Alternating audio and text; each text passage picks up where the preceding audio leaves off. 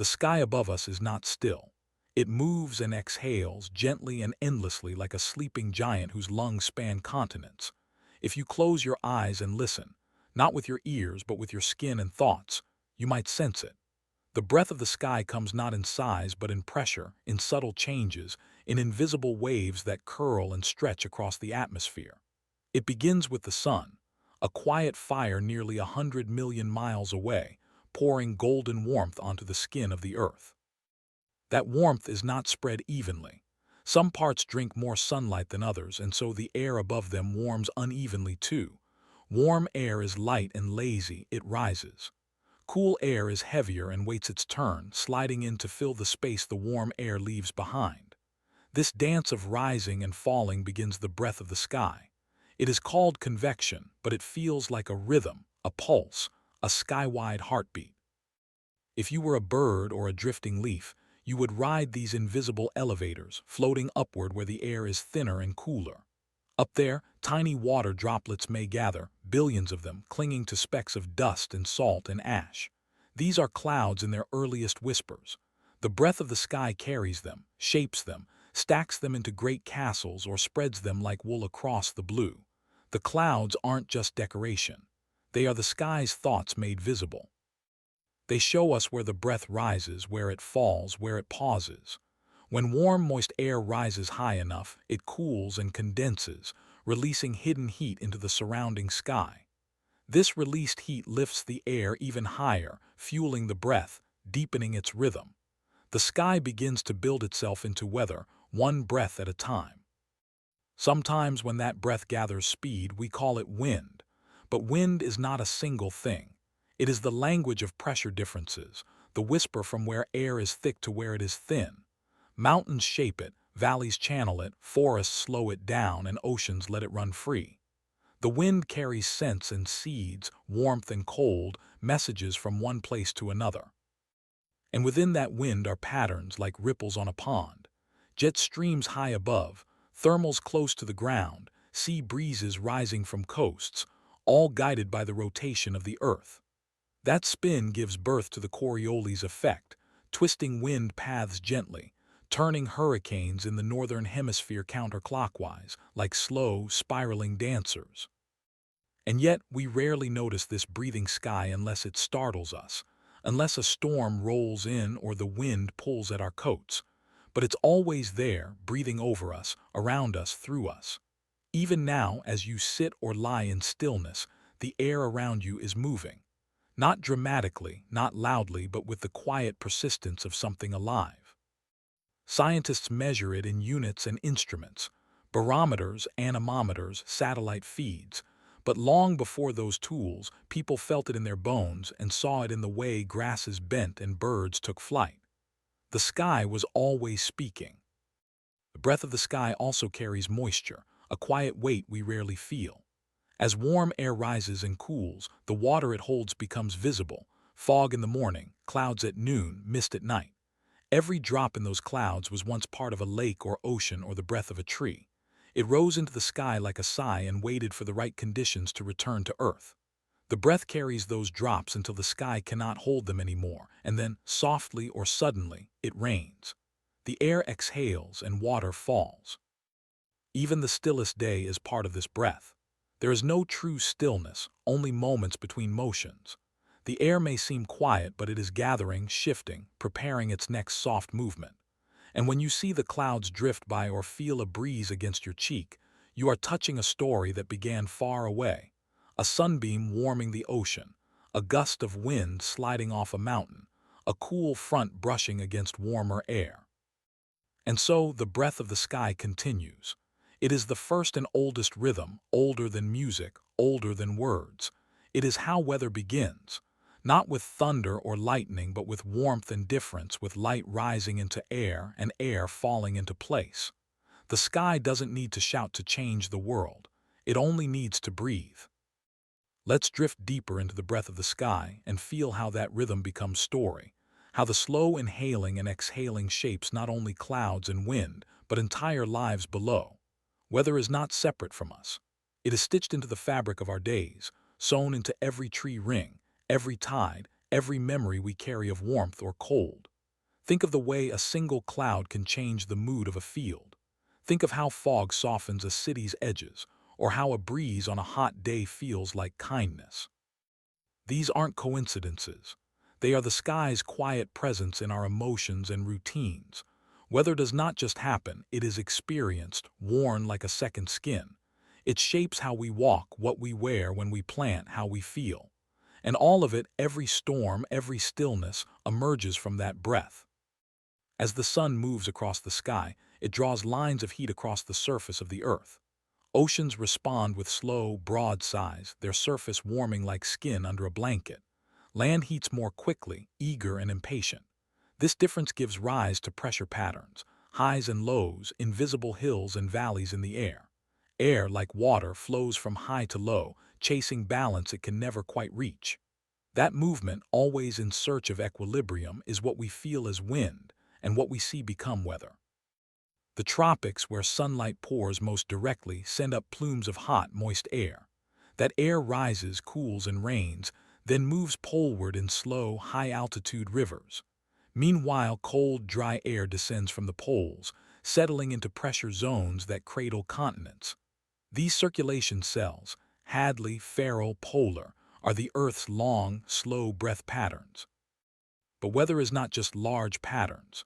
It is also small moments, localized, delicate, unique.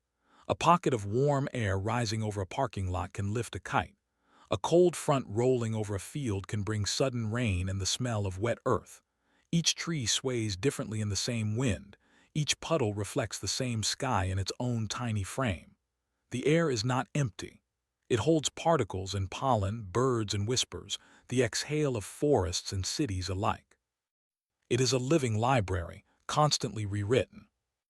And within this moving air, something remarkable happens. Clouds form, evolve, vanish. A cumulus cloud, puffy and bright, may seem like a child's drawing, but it is a masterpiece of motion and balance. It forms when warm, moist air rises and cools just enough for water vapor to condense around microscopic particles, dust, sea salt, even ash from distant fires.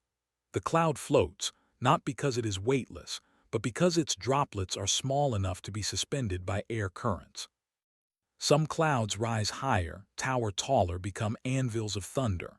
Others drift low, brushing the hills, wrapping the world in a blanket of gray. Each is a page in the story of weather. Rain, too, is part of this breath, an exhale made visible. When cloud droplets grow heavy, when updrafts can no longer hold them aloft, they fall. But even that falling is a journey. Some drops evaporate before they touch the ground. Others merge in flight, becoming heavier, tumbling faster. A raindrop's shape is not teardrop, but more like a hamburger bun, flat on the bottom, curved on top. And when millions fall together, the world hushes. The scent of rain, petrichor, rises from thirsty earth, a smell born from oils in plants and a chemical released by soil-dwelling bacteria, awakened by water. Rain is not only a gift of water, it is memory returned to earth, recycled breath, sky turned liquid again. Sometimes the breath of the sky becomes turbulent, and we feel its restlessness. Thunderstorms are born when warm, moist air near the ground rises rapidly into cooler regions above. The clash of temperatures, of moisture and motion, creates towering cumulonimbus clouds, thunderheads that stretch toward the stratosphere. Inside, updrafts and downdrafts churn water and ice, rubbing particles together until electric charges separate. Positive charges climb, negative ones sink, and tension grows. The sky holds its breath then, lightning. A spark leaps across the gap, heating the air to 5 times hotter than the sun's surface. That sudden expansion of air makes the sound we call thunder. A storm is the sky's most dramatic exhale. But not all storms shout. Some whisper softly like snow. Snowflakes begin high in cold clouds where water vapor turns directly into ice, bypassing the liquid stage. The shape of each flake depends on temperature and humidity. Some grow like stars, others like needles or plates. Each is a frozen poem formed in silence, floating downward through layers of air.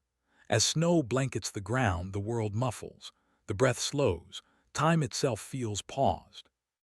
Weather is more than atmosphere. It is a memory loop, a system that carries echoes from the past into the present. Droughts can be traced to changes in ocean temperatures half a world away.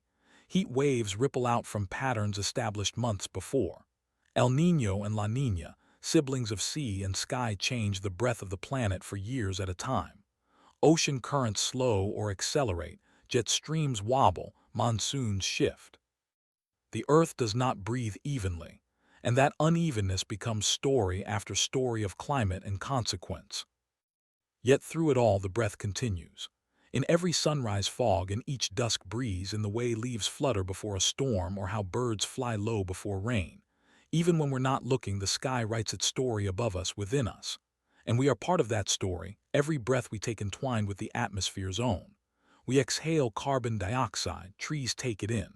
Trees exhale oxygen, we draw it deep into our lungs. The breath of the sky, the breath of life, they are not separate. They are one shared rhythm. So next time you feel the breeze, pause.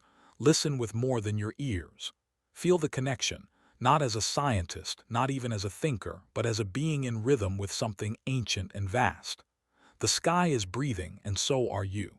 And in that shared breath lives the story of weather, unfolding moment by gentle moment. Now imagine standing still beneath an open sky, watching the slow drift of clouds above you, knowing that each one carries a history, a breath exhaled from oceans, forests, mountains, and cities. This is where the story of weather gently folds into reflection. The sky does not end at the horizon, it wraps around you, invisible yet always present, a soft companion through every moment of your life. We often speak of the weather as something happening to us, yet we are inside it, part of it, shaped by it.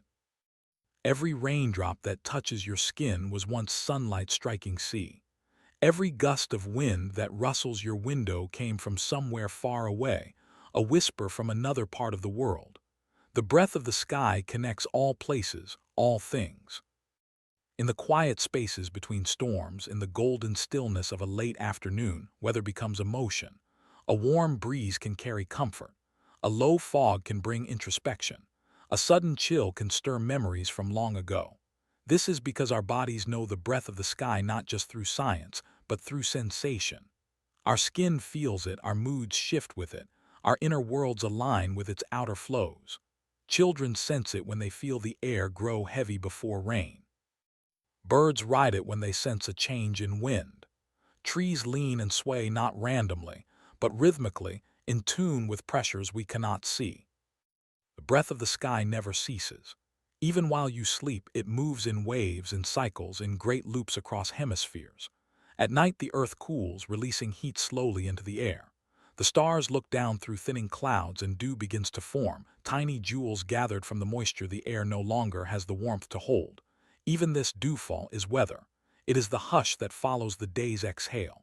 And in the morning, when the sun rises and its light pours down once again, the cycle continues. Air warms. It rises, the sky breathes in anew. In ancient times, people watched the sky as if it were a living being. They told stories about it, gave names to its moods, Zephyrus the gentle west wind, Boreas the cold north wind. They read the clouds like books, felt omens in thunder, and planted seeds by moonlight and weather signs. Though today we have satellites and forecasts, we are still those same watchers. We still turn our faces upward to feel what is coming. We still find peace in a quiet snowfall, joy in the smell of earth after rain. Weather remains our oldest companion. Even our deepest technologies cannot escape it. Planes curve their routes to follow jet streams. Cities build drainage systems to redirect the sky's tears. Solar panels track the sun. Wind turbines bow to the breeze. Farmers still read the clouds. Sailors still watch the wind. Pilots still consult barometric pressure before flight. The breath of the sky is as much a part of planning as it is poetry. It touches everything. There is wonder in the realization that the air you breathe is shared with all life. That same oxygen you pull into your lungs may have been part of a pine forest song last week. The carbon dioxide you exhale may feed moss on a mountaintop tomorrow. Water molecules in your tear may someday float as mist over a distant sea. The sky carries our sighs, our songs, our silent dreams. It holds the breath of whales and wolves and willows, of sparrows and schoolchildren, of mountains and machines. It is a memory keeper of air. And though weather may seem unpredictable, it is not without rhythm.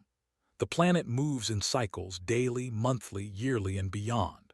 There are patterns in the chaos, the turning of the seasons, the timing of the rains, the bloom and wither of plants, the migration of animals guided by winds. Some cycles are small, a breeze in the afternoon. Some are vast, the shifting of climate over decades. But all are breath, measured in moments or millennia. We are taught to think of weather as background, as scenery, but it is more than that. It is a character in every story, a silent actor shaping the mood and path of life. It can cradle or challenge, comfort or surprise.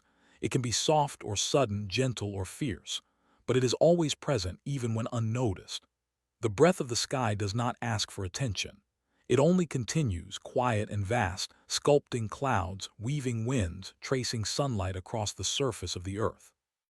To understand weather is not only to know science but to feel connection. It is to see that every element, air, water, light, warmth, is part of one great moving poem. It is to notice how the day's heat curls into the evening's breeze, how a distant storm becomes the scent in your morning walk. It is to live with awareness, with softness, with awe. So the next time you see the clouds change shape, or feel the temperature shift against your skin, pause, close your eyes, breathe. Know that what touches you now was born from sunlight and sea, from the spin of the earth and the sigh of the sky. You are not outside the weather. You are inside the breath of something vast and living. And as you rest or dream or simply listen, the sky will continue its breath, slow, patient, eternal. A rhythm older than words, quieter than thought, carrying with it the tender science of the world above. The wind does not need a voice to speak. It travels across oceans and deserts, through forests and fields, curling around mountains and slipping through city streets, whispering its messages in a language older than sound. You may not always hear it, but you can feel it, the soft tug on your coat, the gentle breath on your cheek, the rustle of leaves in a quiet grove. The wind is both a traveler and a storyteller, carrying with it the secrets of the earth. It begins with the sun, as all weather does. The sun warms our planet unevenly, equator more than poles, land faster than sea. Warm air rises where it's heated, and cooler air rushes in to take its place. That motion, born of imbalance and seeking balance, becomes the wind. But wind is not just movement. It is the earth's way of exhaling, of evening itself out gently and constantly. From gentle breezes to roaring gales, from summer's soft gusts to winter's sharp drafts, the wind wears many faces. And though it seems invisible, it leaves a trace of itself everywhere. A blade of grass leaning, a kite soaring, a sail billowing, a chime singing in the breeze, these are all signs of the wind's passage. Even the smallest winds carry weight and purpose. Thermals rise from sun-warmed ground and lift birds into flight. Sea breezes whisper inland as land cools more slowly than ocean. Mountain winds flow down at night like cold water poured from a height, wrapping the valleys below in a hush. Each gust has a beginning.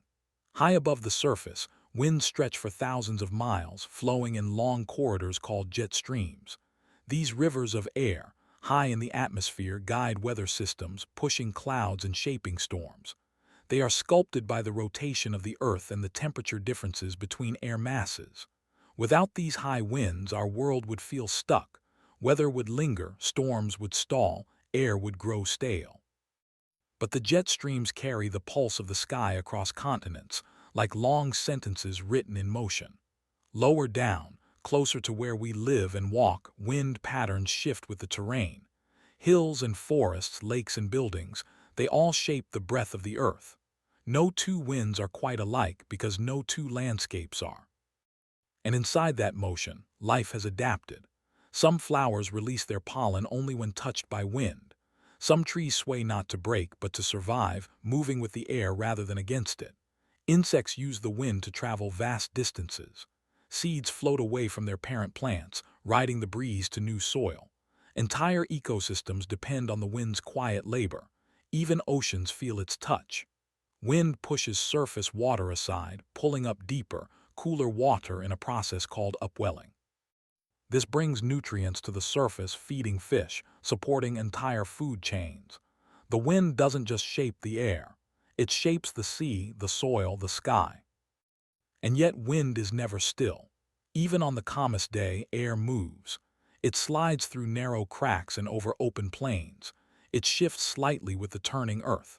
The Coriolis effect, caused by the planet's rotation, bends wind paths gently so that they curve rather than move straight. This is why storms spin, why hurricanes spiral, why wind rarely flows in a straight line across great distances. The Earth's turning wraps the wind into gentle spirals, like dancers moving to a rhythm too slow for us to hear. Sometimes the wind comes gently, like a lullaby. Other times it roars like a song too loud to ignore. Gusts can lift umbrellas and scatter papers, stir leaves into sudden flurries, and rattle windows at night. But even these louder winds are part of something greater. A cold front pushing through, a pressure drop across a region, a warm updraft from heated pavement. Each gust is the result of a larger balance being restored. The wind never moves without reason. It always responds to the changes around it. Long ago, sailors learned to read the wind like a book. They watched the way clouds shifted and flags fluttered. They felt changes in air pressure before storms arrived. They named winds that came from certain directions: the Mistral, the Sirocco, the Nor'easter. These weren't just names. They were characters in a story of survival, of journey, of return. Even now, pilots study wind patterns before flight. Engineers design buildings to withstand its strength. Artists let it move their canvas. Composers let it influence their melody. The wind touches every art, every science, every life. If you stand still on a windy hill, you might begin to feel part of something larger. Each gust around you may have brushed past a pine forest hours ago. It may have crossed a lake, picked up a trace of sea salt, circled a mountain, and come to you carrying all of that. The air you breathe is not still or new. It is ancient and well-traveled. The molecules in it may have passed through the lungs of animals, the leaves of trees, the clouds above. The wind is a wanderer, a bridge between places and times. And in that wandering, it leaves behind clues. A sudden change in direction can signal a coming storm. A strong wind from the north might carry the bite of colder air. A dry wind from the east might whisper of drought. The sky listens to the wind as much as we do. Clouds respond to it, shifting shape, racing or stalling depending on what the wind commands. Rain may fall slanted or sideways. Snow may swirl rather than drift. All of it moves to the wind's rhythm. The wind tells time differently. It doesn't follow clocks or calendars, but follows the shifting heat of day and night, the changing tilt of the earth, the breathing in and out of seasons. In spring, the wind carries pollen and awakening. In summer, it brings heat relief or storm warning. In autumn, it carries leaves and golden smells. In winter, it brings cold and quiet. Through it all, the wind remains a messenger, sometimes bold, sometimes shy, always present. And so, when you feel the breeze press softly against your skin, pause, close your eyes, let it speak. It may be carrying the scent of rain or the warmth of a far-off field. It may be whispering stories from the other side of the world. And if you listen carefully, not just with ears but with awareness, you may hear something ancient, the sound of the earth balancing itself, one gentle breath at a time. Let's drift deeper now into the movement of air, not just as a force, but as a rhythm that touches all living things. The wind is not merely the result of shifting pressures. It is the song of the earth itself, playing through the leaves of trees, across the dunes of deserts, and over the waves of restless oceans. If you could trace the path of one gust, you'd see how far it travels, what stories it gathers, what transformations it inspires. You'd see it pass over wheat fields, bending stalks like brushes on canvas. You'd watch it stir feathers of birds in mid-flight, helping them glide with less effort.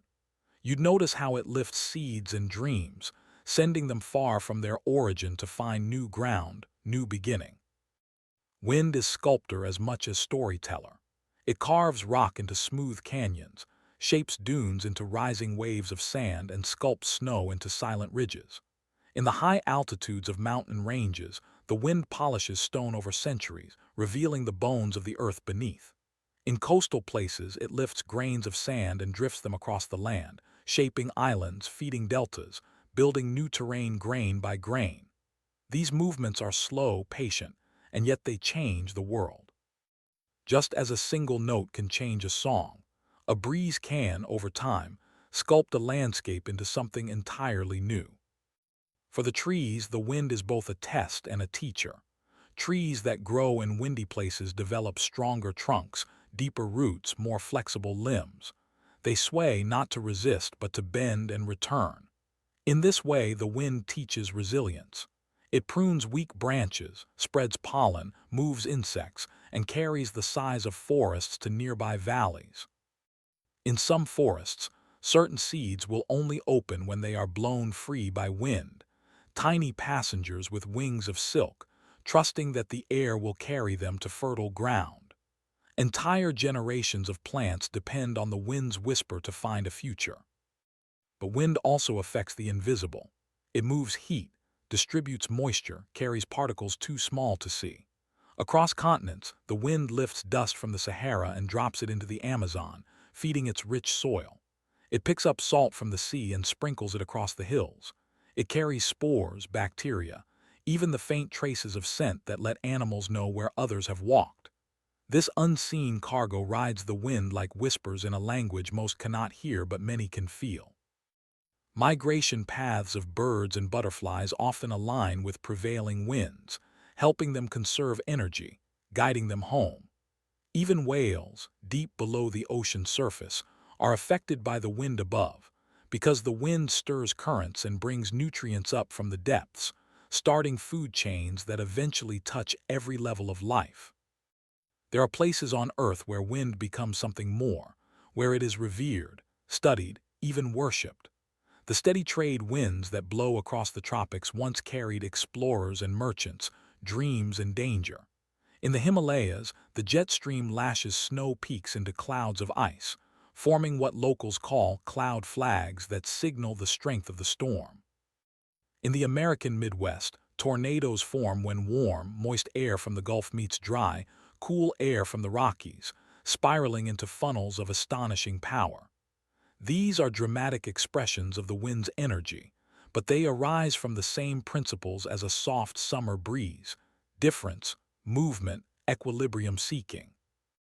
Wind is a constant presence in the atmospheric engine that powers our climate. Alongside sunlight, it helps regulate temperature, distribute clouds, and move storms across the globe.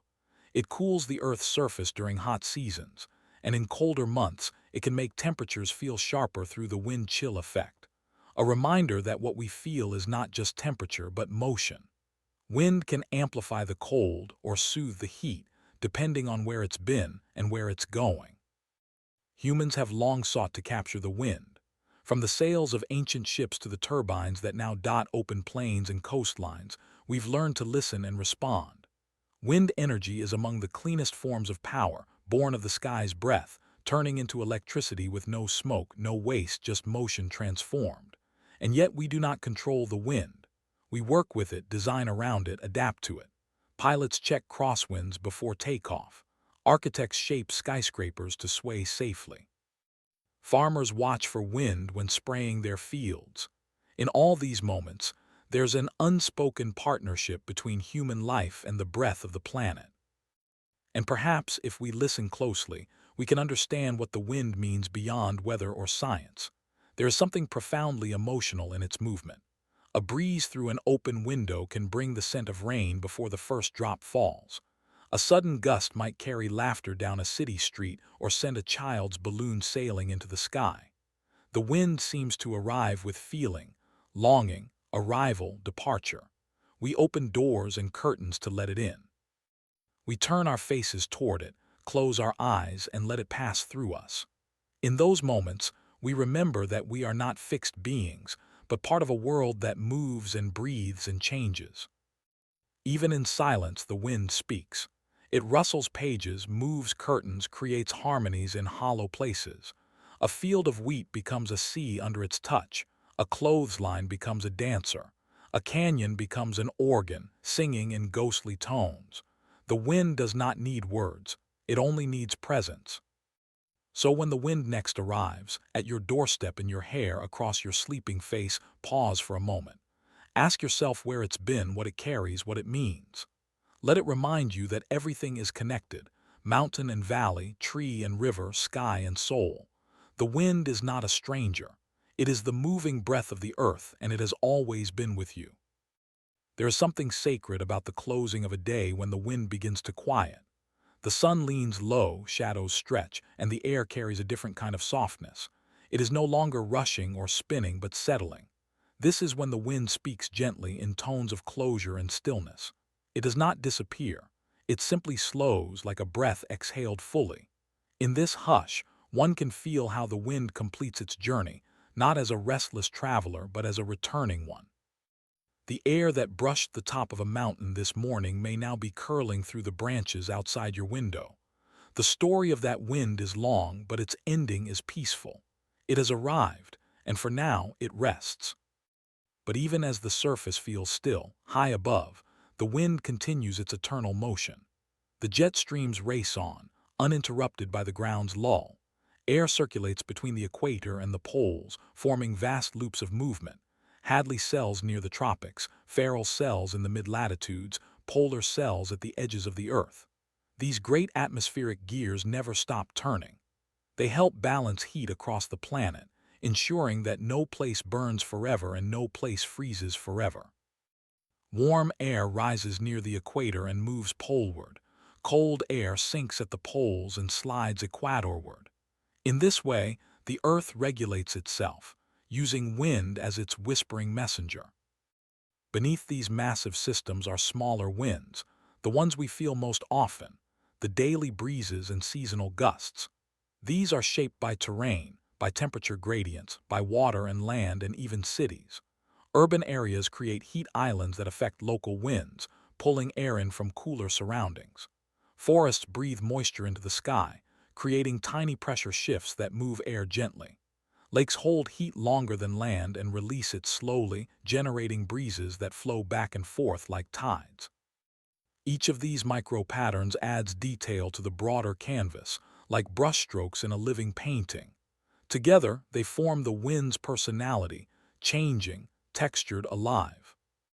Even the absence of wind carries meaning. When air becomes completely still, animals take notice. Birds grow quiet, leaves hang motionless. It is as if the earth holds its breath. Such stillness often precedes change, a shift in weather, a coming storm, a drop in temperature. Farmers notice it, sailors respect it. In that silence, the world listens more closely. And then, almost imperceptibly, a new breeze begins. The cycle resumes, like a gentle turning of a page. In the human world, wind has always held symbolic power. It represents freedom and motion, change and invisibility. Ancient myths told of wind gods who commanded the skies, who brought fortune or wrath. Some cultures believed the soul traveled with the wind after death.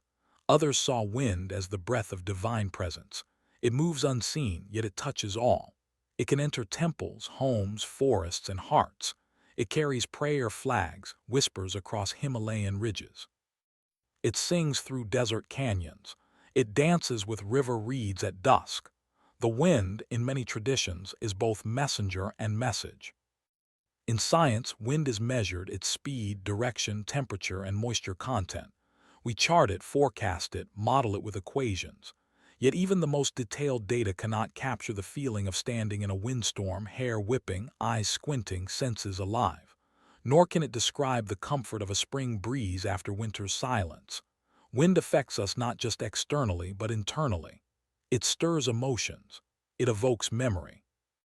A certain gust may remind you of childhood games, of waiting for someone, of standing at a train station, of walking beneath tall trees. The wind becomes part of our inner landscape, as familiar as a song. And so, as this story draws to a close, let us reflect not just on the science of wind, but on its spirit. It is a force, yes, but also a presence. It fills the spaces between buildings, between trees, between thoughts. It connects mountaintops and oceans, deserts and meadows, distant lands and familiar paths. It has no shape of its own, yet it shapes everything it touches. It teaches us about movement and balance, about letting go and returning. It is a master of transformation, moving from fierce to soft, from stillness to storm, from whisper to roar and back again. The next time the wind passes through your day, take a moment to greet it. Step outside and feel it, not just on your skin, but in your awareness. Wonder where it came from. Imagine the journey it has taken. Listen not for words, but for the feeling it carries. The temperature of another place. The scent of pine or sea or smoke. A hint of change, a trace of time.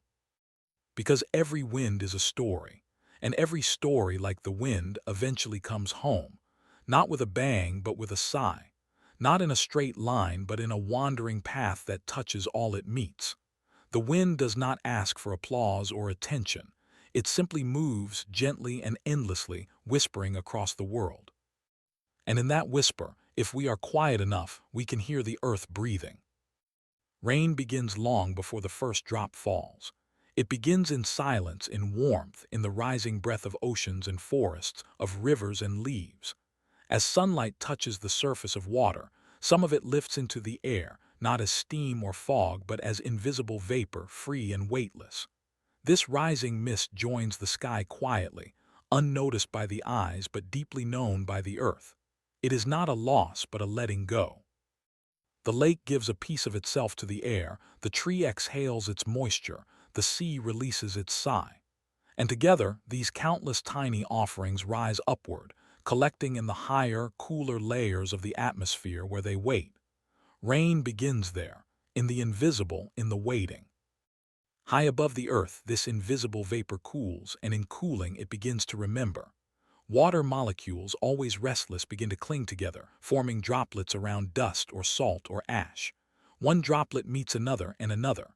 They merge, they grow. A cloud is born not from nothing but from these small reunions, gatherings of vapor into visible form. From below, clouds look soft and distant, but inside they are alive with motion. Air rises, swirls, and falls. Droplets collide and dance, temperatures shift. What was vapor becomes liquid, what was hidden becomes seen, and still the rain does not fall, not yet. The sky must become heavy with memory before it lets go. Each drop within a cloud holds a story of where it came from, of the warmth that lifted it, of the dust that helped shape it. The rain that falls on your window may have once drifted above a distant forest. It may have risen from the belly of a whale, from the leaf of a lotus, from the sweat of a running deer.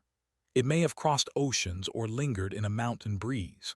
Water is a traveler, and every raindrop is a return. When enough of these droplets gather, when they grow too large to be held aloft, gravity pulls them gently down, and the sky, at last, begins to cry. But rain is not sadness, it is release.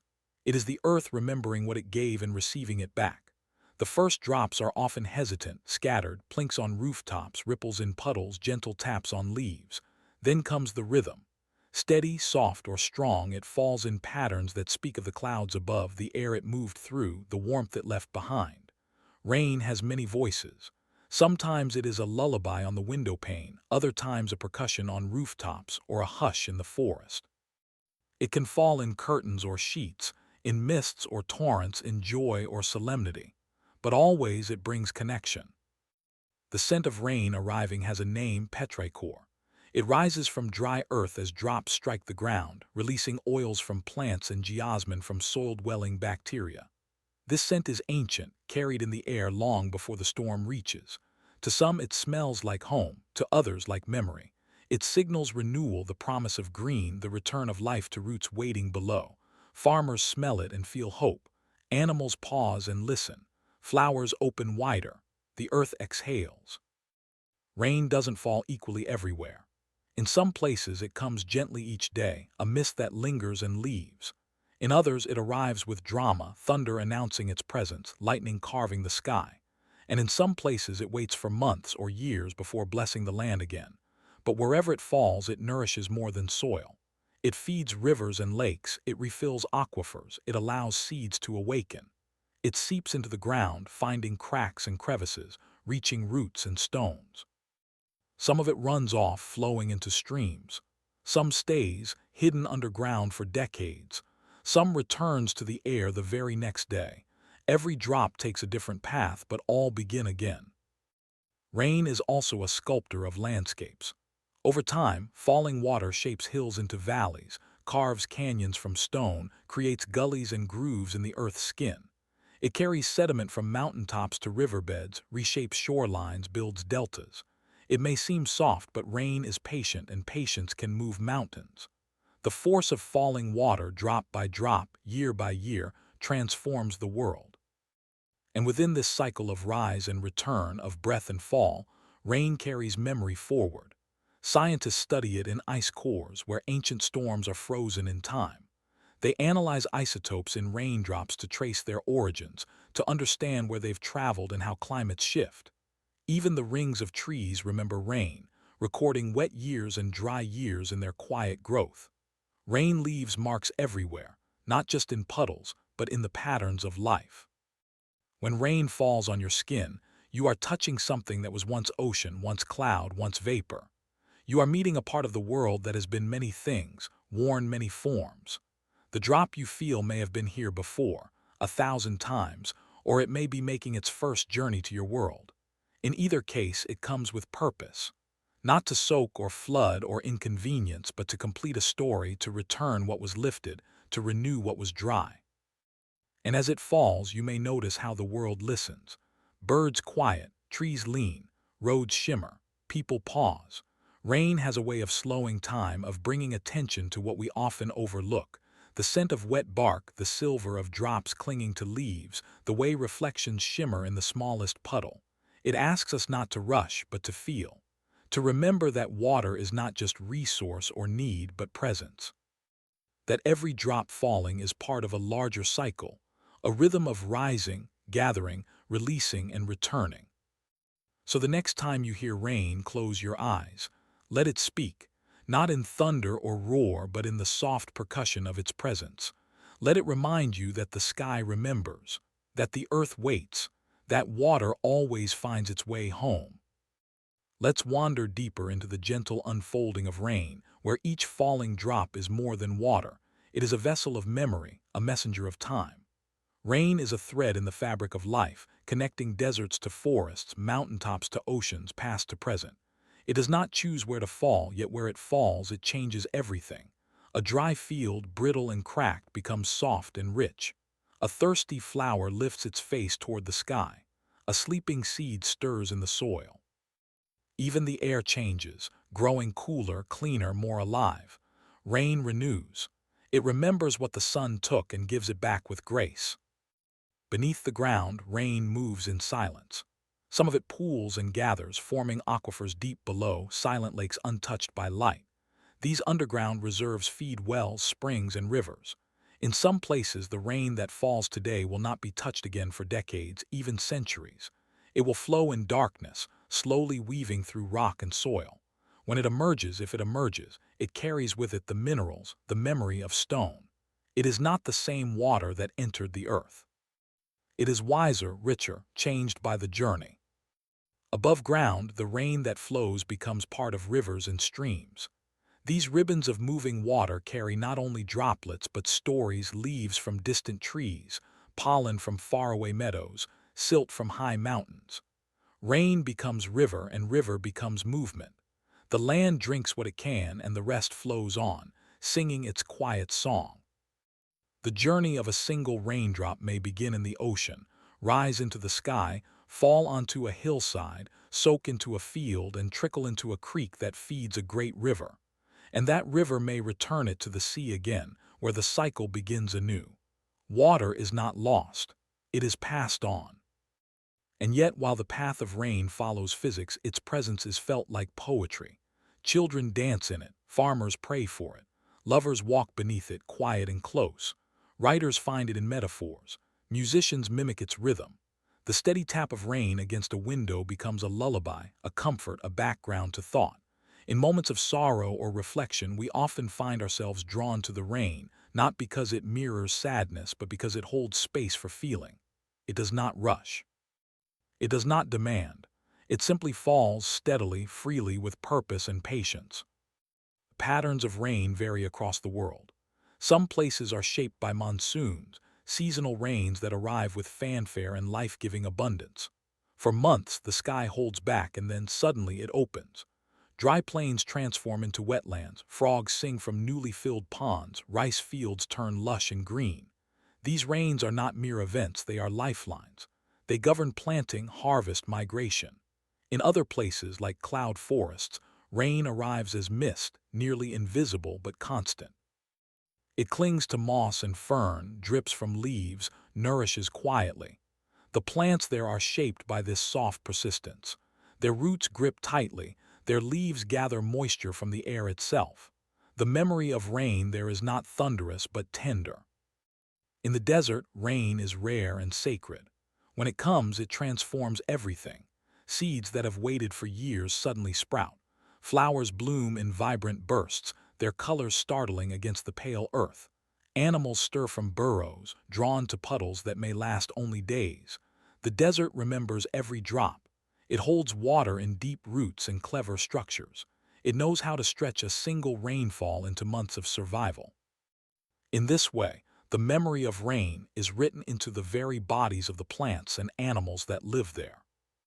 In the polar regions, rain often comes as snow, and that snow becomes a long memory. It falls gently, layer upon layer, burying time beneath silence.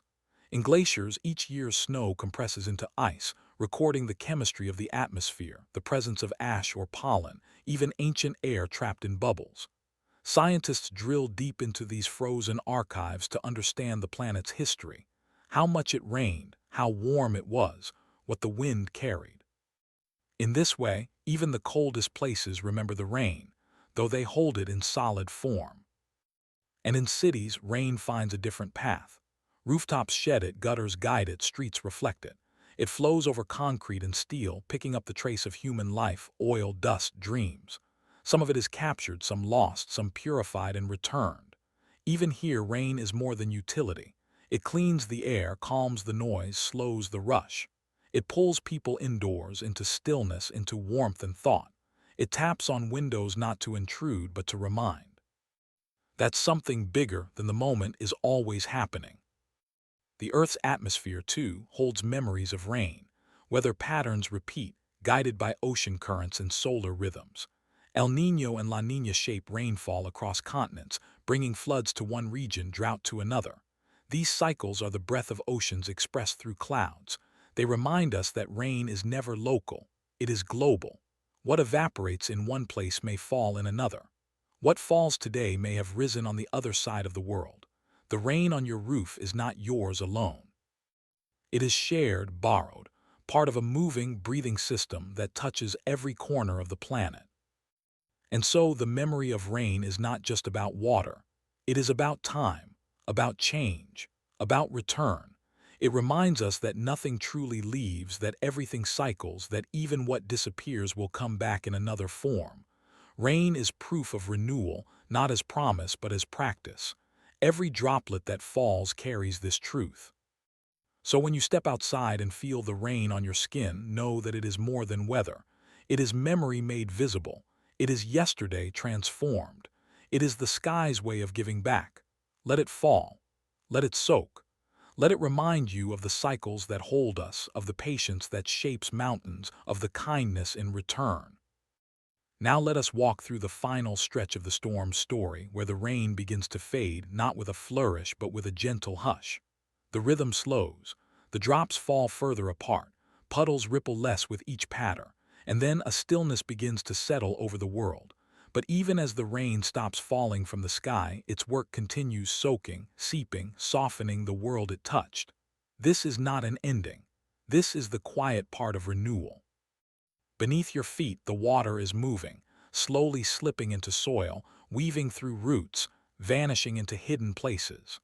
Above, the clouds begin to loosen their grip, light filtering through like a memory remembered. After the rain, the world looks washed. The colors are deeper, the scents sharper. Leaves wear droplets like glass beads, cobblestones gleam. The bark of trees glistens with darkened grooves. The air is thick with a kind of peace. And in this peace you can sense something important. An exchange has taken place. The sky gave back what it once lifted. The earth received what it had long awaited. And now the two rest in momentary balance. It is in this balance that the memory of rain is felt most deeply. Not during the storm, but just after it, when the world exhales and listens. In gardens, you may see how the plants respond. Leaves perk up, uncurled and rinsed. Soil softens, ready to cradle roots and seed. Earthworms emerge, refreshed. The air pulses with new energy, invisible but real. Rain awakens more than growth, it awakens time. Seeds that waited in darkness begin to open. Microbes in the soil stir to life. Each drop that's soaked into the earth now becomes a message, one that says, "You may begin again." It is not just water, it is invitation. In forests, the sound after rain is hushed, as if the trees are in meditation. Moss brightens, ferns stretch wider, tiny streams emerge, trickling through paths that were dry just hours before.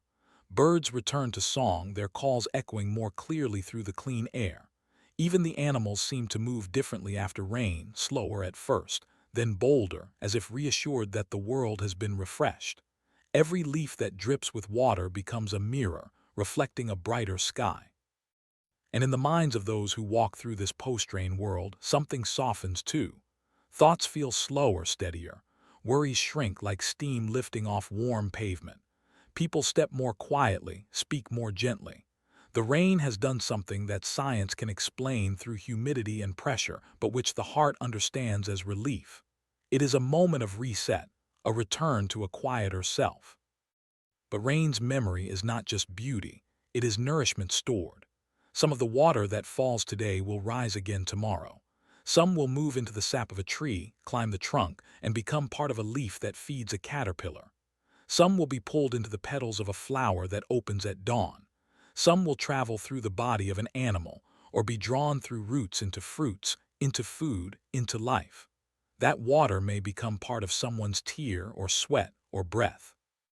It may fall again in another storm, in another time, in another place. Rain does not end. It continues, shape-shifting its way through existence, always in motion, always remembering. And within this cycle lies a lesson so gentle it can be missed. That change is not loss. That return is not repetition. That what leaves often comes back in another form, ready to nourish, to heal, to begin. Rain teaches us that we do not need to hold tightly. That the things we release, our energy, our time, our love, can find their way back, transformed. Just as rain finds its way from cloud to soil to seed to fruit to sky again, so do the parts of ourselves we pour into the world. In cities, rain lingers in gutters and glimmers on rooftops. It reflects neon lights and city skis, becomes steam rising from hot pavement, fog hanging over dawn traffic. Even here, where concrete tries to guide it, the rain still softens the edges of things. It quiets the streets, blurs sharp sounds, and makes even the busiest places pause. And in that pause, the memory of what the earth once was, a wet forest, a fertile plain, briefly returns. The poets were right to speak of rain as longing, as grace, as cleansing.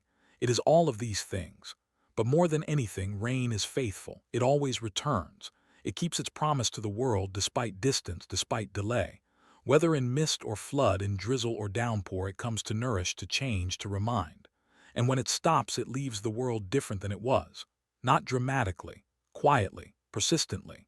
And that kind of change, the slow, steady kind, is the most enduring of all.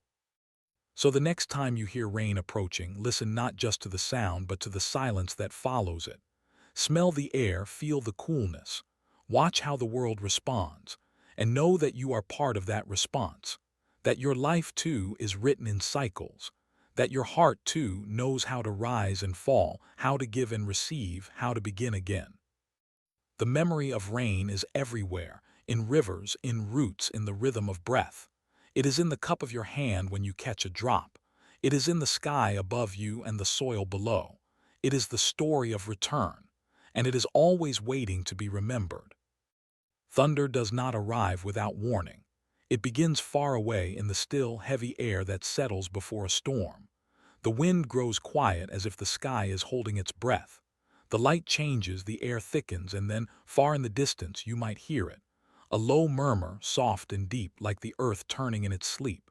This is thunder's first whisper, the prelude to a storm's gentle song.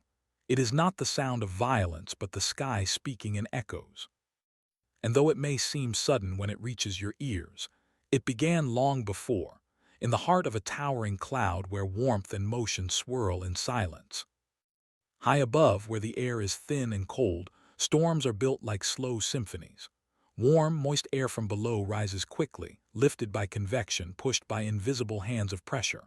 As it rises, it cools, and the moisture it carries condenses into water droplets and ice crystals. Clouds form tall and dark, reaching toward the edge of space. Inside these clouds, air moves with energy. Droplets collide, break apart, and bump into one another. Ice brushes past hailstones. Friction builds, and with friction comes charge. Positive and negative particles begin to separate, as if the storm itself is choosing sides. This quiet separation of charge is the beginning of thunder. At the base of the cloud, negative charges gather. At the top, positives collect. The ground below, sensing the imbalance above, responds with its own charge. Between sky and earth, tension grows. And then, in a flash too fast to see fully, the sky breaks its silence.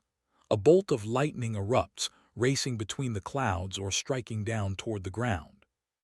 It travels faster than thought, heating the air around it to temperatures hotter than the surface of the sun. The air, shocked by this sudden heat, expands faster than it can escape. It pushes outward, violently at first, then with ripples. This wave of air is thunder. It rolls, it rumbles, it travels across the landscape in waves of sound. But thunder is more than an explosion. It is shaped by distance, by terrain, by cloud height and the openness of sky. A nearby strike creates a sharp crack, sudden and bright. One farther away becomes a low drum roll, slow and deep. Thunder bounces between hills, reflects off buildings, echoes through valleys. It stretches and softens as it travels, turning from percussion into poetry. And for those listening with stillness, it becomes more than weather. It becomes music. To animals, thunder means different things. Birds go quiet before it, sensing the pressure change. Dogs grow restless, feeling the low vibrations in the ground. Deer seek shelter. Even insects respond, pausing their songs as the world prepares for rain. Thunder is not just heard, it is felt. It moves through the body as much as through the ears, stirring something ancient in all who live beneath the sky. It is a reminder that we live on a planet that breathes with energy, that speaks in rumbles and light. Children often ask, "What is thunder saying?" And the answer is many things. Sometimes it is a story of distance, a storm miles away speaking across the hills. Sometimes it is a promise that rain is coming, that the dry days will end. Sometimes it is memory, reminding us of summer storms long past, of watching from a porch, of counting the seconds between flash and sound. Thunder speaks of power, but not in anger. In truth, most of its strength lies not in fear, but in awe. It draws our gaze upward, makes us pause, makes us wonder. In many cultures, thunder holds spiritual meaning. It is the voice of the gods, the drums of the heavens, the laughter of sky spirits. In ancient times, it marked change, decision, warning, or welcome. Ceremonies were held in its honor. Myths were born from its sound. Even now, when thunder rolls through a quiet afternoon, it feels like a message, not random but personal. Something bigger is at work. Something unseen is stirring. And yet, for all its grandeur, thunder is delicate. It depends on small things, on the exact balance of moisture, on temperature layers, on the way ice forms inside clouds. No two thunderclaps are alike. Each is a reflection of its storm, of the path the lightning took, of the air it passed through. And so every storm sings a different song. Some are short, sharp, and loud. Others are long, low, and rolling. Some arrive in pairs, the first loud, the second softer. Some come in the night, stirring dreamers. Others come at dusk, painted with golden light. The sound of thunder travels differently through different air. In humid air, it rolls farther. In dry air, it fades quickly. It moves faster through warmer air than cold. It bends around obstacles, fills valleys, dances over lakes. It is shaped by everything it touches. And because light moves faster than sound, we always see lightning before we hear thunder. That space in between, those seconds we count, tells us the storm's distance. 1 second equals roughly 1/5 of a mile. 5 seconds. A mile away. And so, in counting thunder, we measure not just weather but space. We learn to listen, not just with ears but with time. The sky does not speak without reason. Every rumble means something shifted, air moved, heat rose, energy found its way back to balance. Thunder is the echo of that rebalancing. It does not seek to harm, it simply reveals. And in doing so, it clears the air. After thunder comes rain. After rain, coolness. After coolness, calm. This is the cycle, and thunder is its turning point. So the next time you hear thunder, pause, let it roll through you. Count its rhythm. Watch how the trees hold their breath. Feel how the ground seems more alive. And know that you are part of it, not beneath it, not outside of it, but within the drumbeat of the sky. Let us move closer now into the heart of the storm, where the voice of thunder deepens and the air shivers with meaning. Thunder, for all its noise, begins in stillness, stillness not of silence but of waiting. Inside a thundercloud, invisible forces gather like threads being wound into tension. Heat rises from the earth, meeting cooler air above. Moisture condenses and ice forms, not just as frozen droplets, but as dancers in a skyborne storm, crashing into each other in a slow-motion ballet. Every collision carries a tiny electric charge. Over time, these charges separate, stacking across the cloud like layers of energy. The sky becomes a battery, and when the charge becomes too great, when nature's balance demands release, lightning is born. Thunder is what follows, not punishment, not fury, but consequence. A song written in pressure and light. Though we often think of thunder as background to lightning, it is a partner in a delicate choreography. Lightning is the flash, bright, immediate, gone in a blink. But thunder is its memory stretched out over time. Thunder carries the story of what happened up there in the cloud, how hot the air became, how far the energy traveled, how deeply the storm reached. Some thunder claps loudly, a sudden burst that jolts the chest. Others roll across the sky in waves, like ocean tides turned to sound.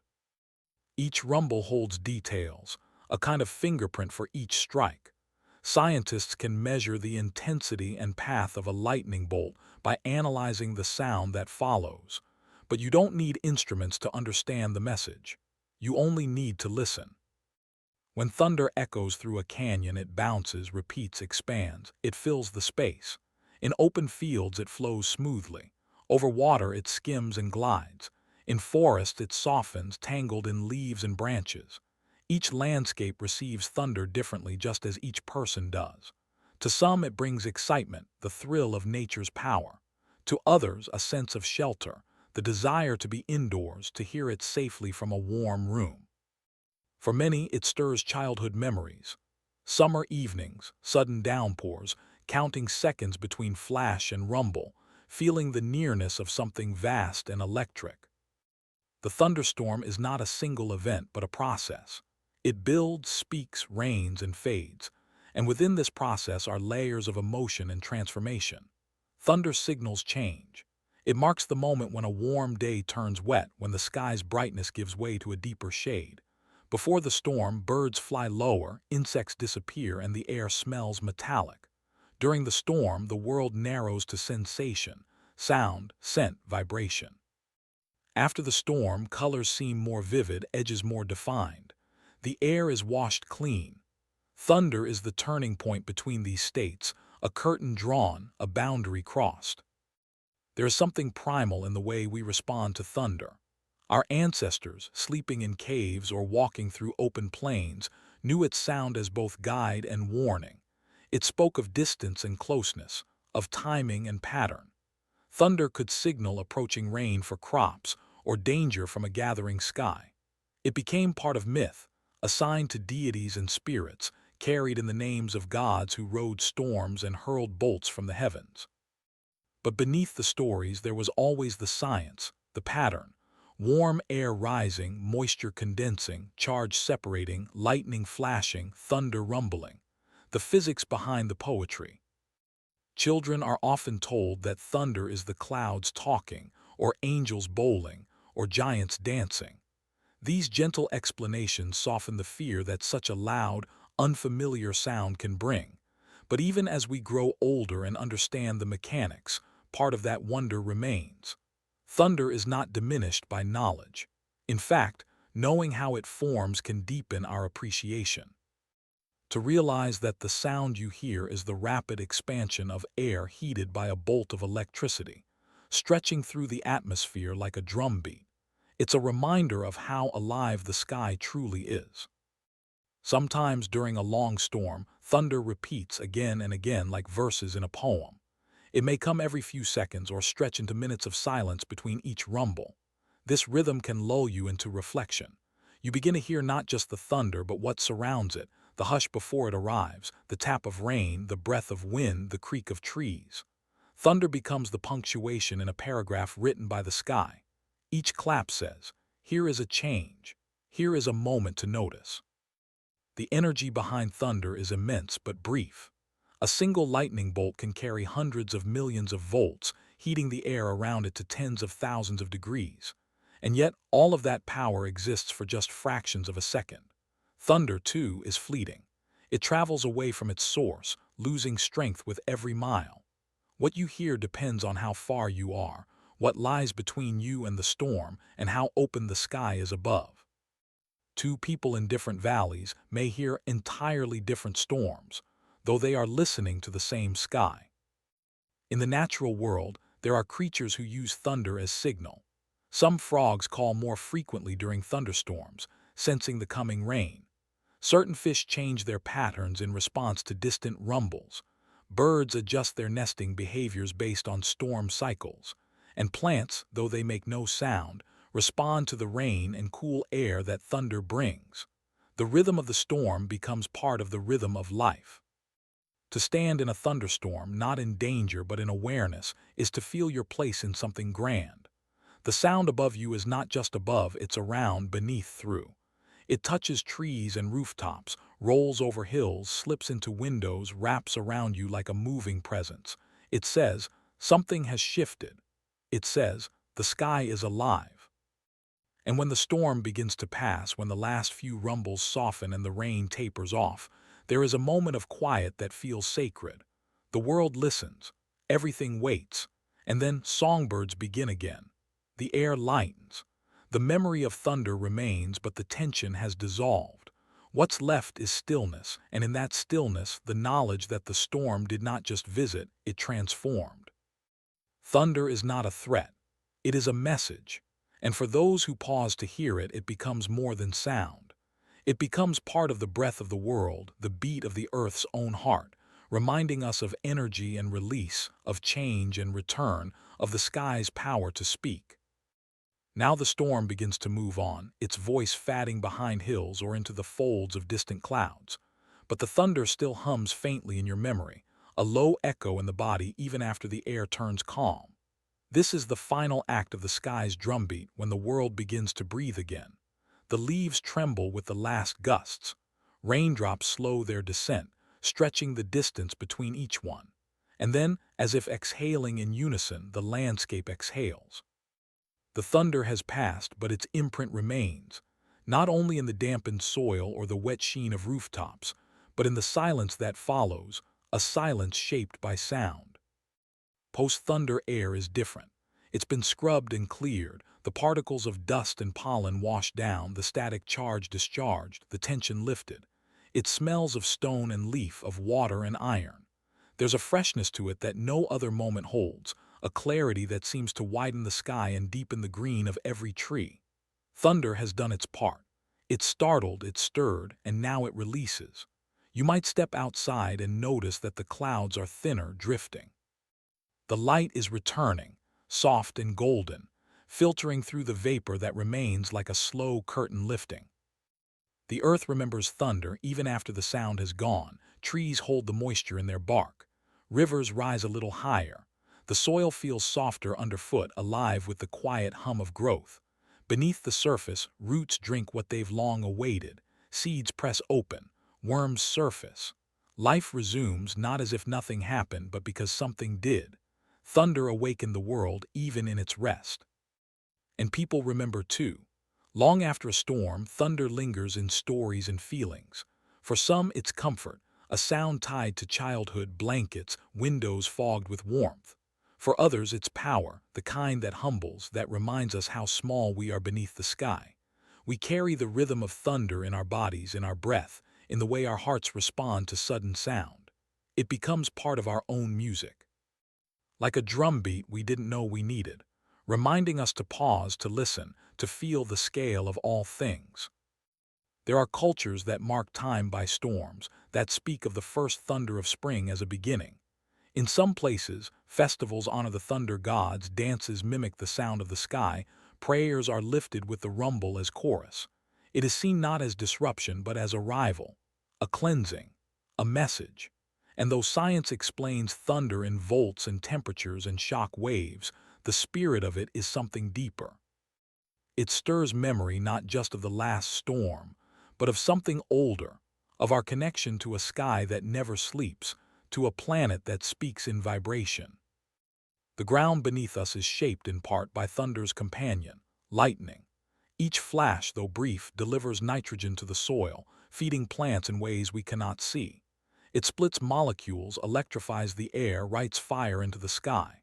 And thunder carries the message of that act, a sound of change, of chemistry, of awakening. Even in silence, its effects linger, in greener fields, in fuller branches, in soil that smells of renewal. And sometimes the sky does something rare. After thunder and rain, as the sun returns and light refracts through the droplets still hanging in the air, a rainbow appears. It is a quiet miracle, the color of possibility drawn in arc and mist. It is not made by thunder but comes in thunder's wake like a smile after tears. And in that moment all the pieces of the storm feel connected. The wind, the charge, the light, the sound, the stillness. The drum has played its final beat. The song has ended. And the world glows in its aftermath. We often forget how much the air remembers, but if you sit still long enough after a storm, you can feel it. The wind carries a softness that was not there before. The birds sing differently. The shadows stretch longer. The clouds seem to retreat, not just physically but emotionally, like someone who's finished speaking and now simply listens. The thunder is gone, but its story continues. In the way the flowers lift their heads, in the way you breathe more slowly, in the way everything feels just a little more alive. And perhaps that is thunder's greatest gift, not its volume or its spectacle, but its ability to reset the world, to clear the sky not only of clouds but of noise, to return us to a place of wonder. It is a sound that asks nothing except our attention. It asks us to look up, to feel down into the earth, to be present with the changing air. In its wake we find space. We find stillness. We find something old returning, like a memory long held by the atmosphere. So the next time you hear thunder, whether far or near, loud or gentle, don't rush to cover your ears or close the windows too fast. Let it speak. Let it roll through you like the low sound of a distant drum, beating not in anger but in rhythm. It is the sky remembering its power. It is the earth replying in silence. It is a cycle repeating, as old as air, as soft as a breath. And when it's gone, listen to what remains, the sound behind the silence, the space left open by a voice that has finished singing. That too is thunder. That too is part of the storm's gift. Snow begins in silence. It does not announce itself with thunder or lightning, nor does it gallop in with wind. It gathers quietly, patiently, high in the folds of winter clouds, in air so cold and still that time itself seems slower. Up there, where moisture hangs like breath held in suspense, a single speck begins the transformation. It might be a grain of dust, a fragment of pollen, or a tiny particle from the sea. Around it, water vapor clings, freezes, and begins to take shape. Slowly, delicately, the frozen form grows outward, 6 arms reaching, branching, mirroring each other in perfect symmetry. This is the beginning of a snowflake. Not a flake, really, but a crystal. A thought frozen in place. A whisper of water turned geometry. No two snowflakes are exactly alike, we often say. And that is true, but not because each one is wildly different. In fact, each follows the same rules, the same laws of nature. It is the path it travels that makes it unique.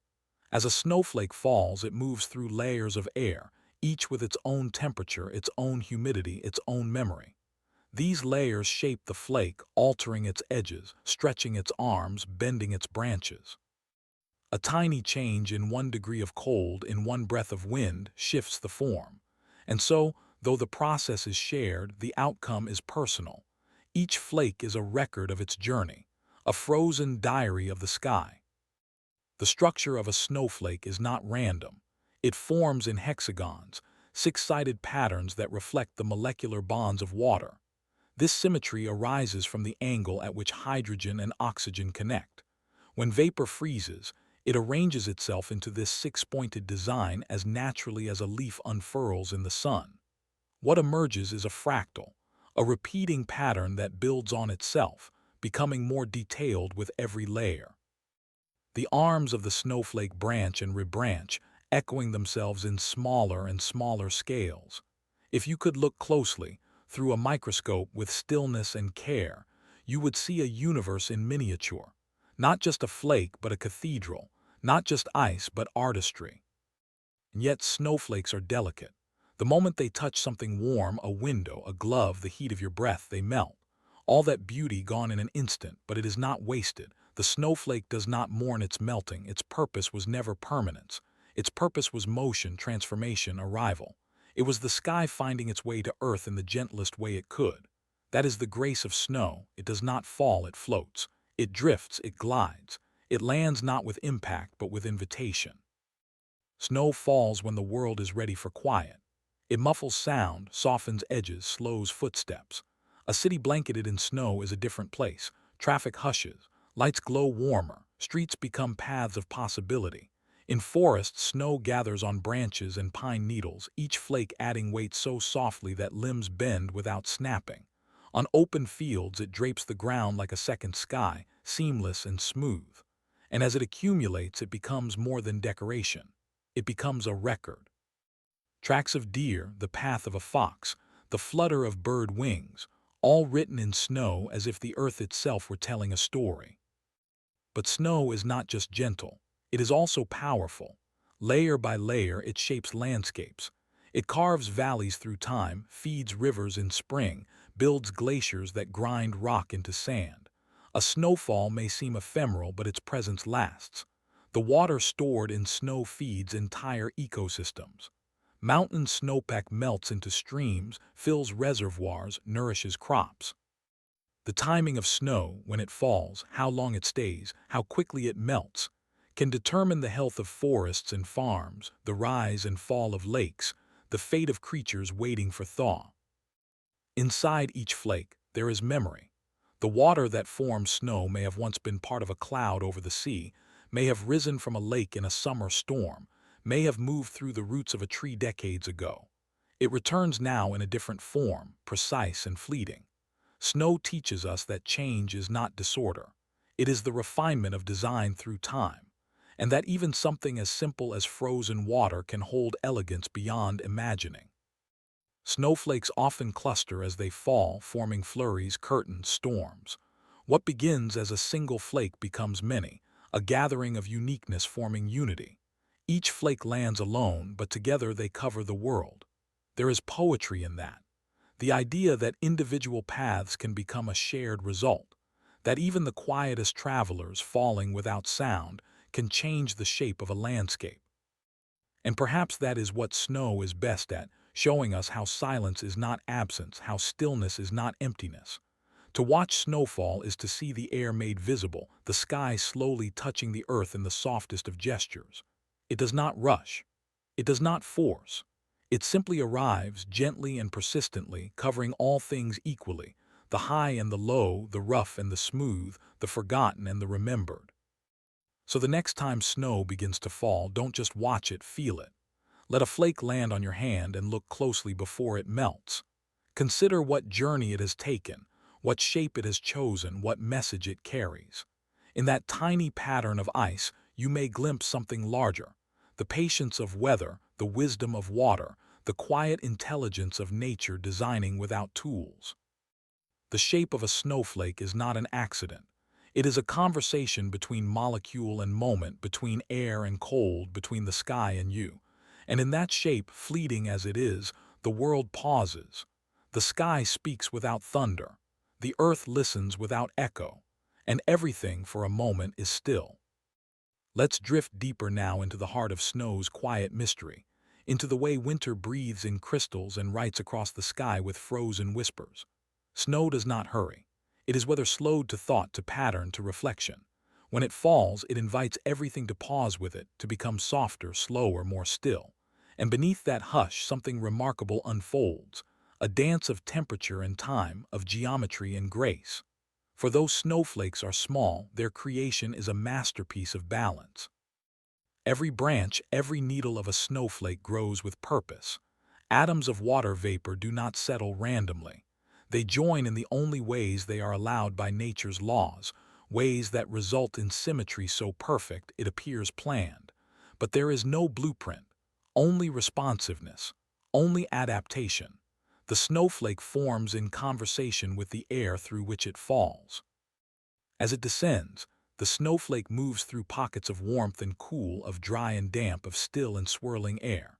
And each layer shapes it, adds ridges, alters curves, stretches one side more than the other. A flake born in a still cloud may grow slowly with wide, lacy arms. One formed in a turbulent layer may be compact, its branches shortened by the rush of time. Some snowflakes become columns, others stars, some almost like needles. All are born of the same water, yet shaped by their journey.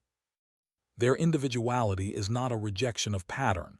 It is a deep, intricate expression of it, a record of passage, of touch, of change.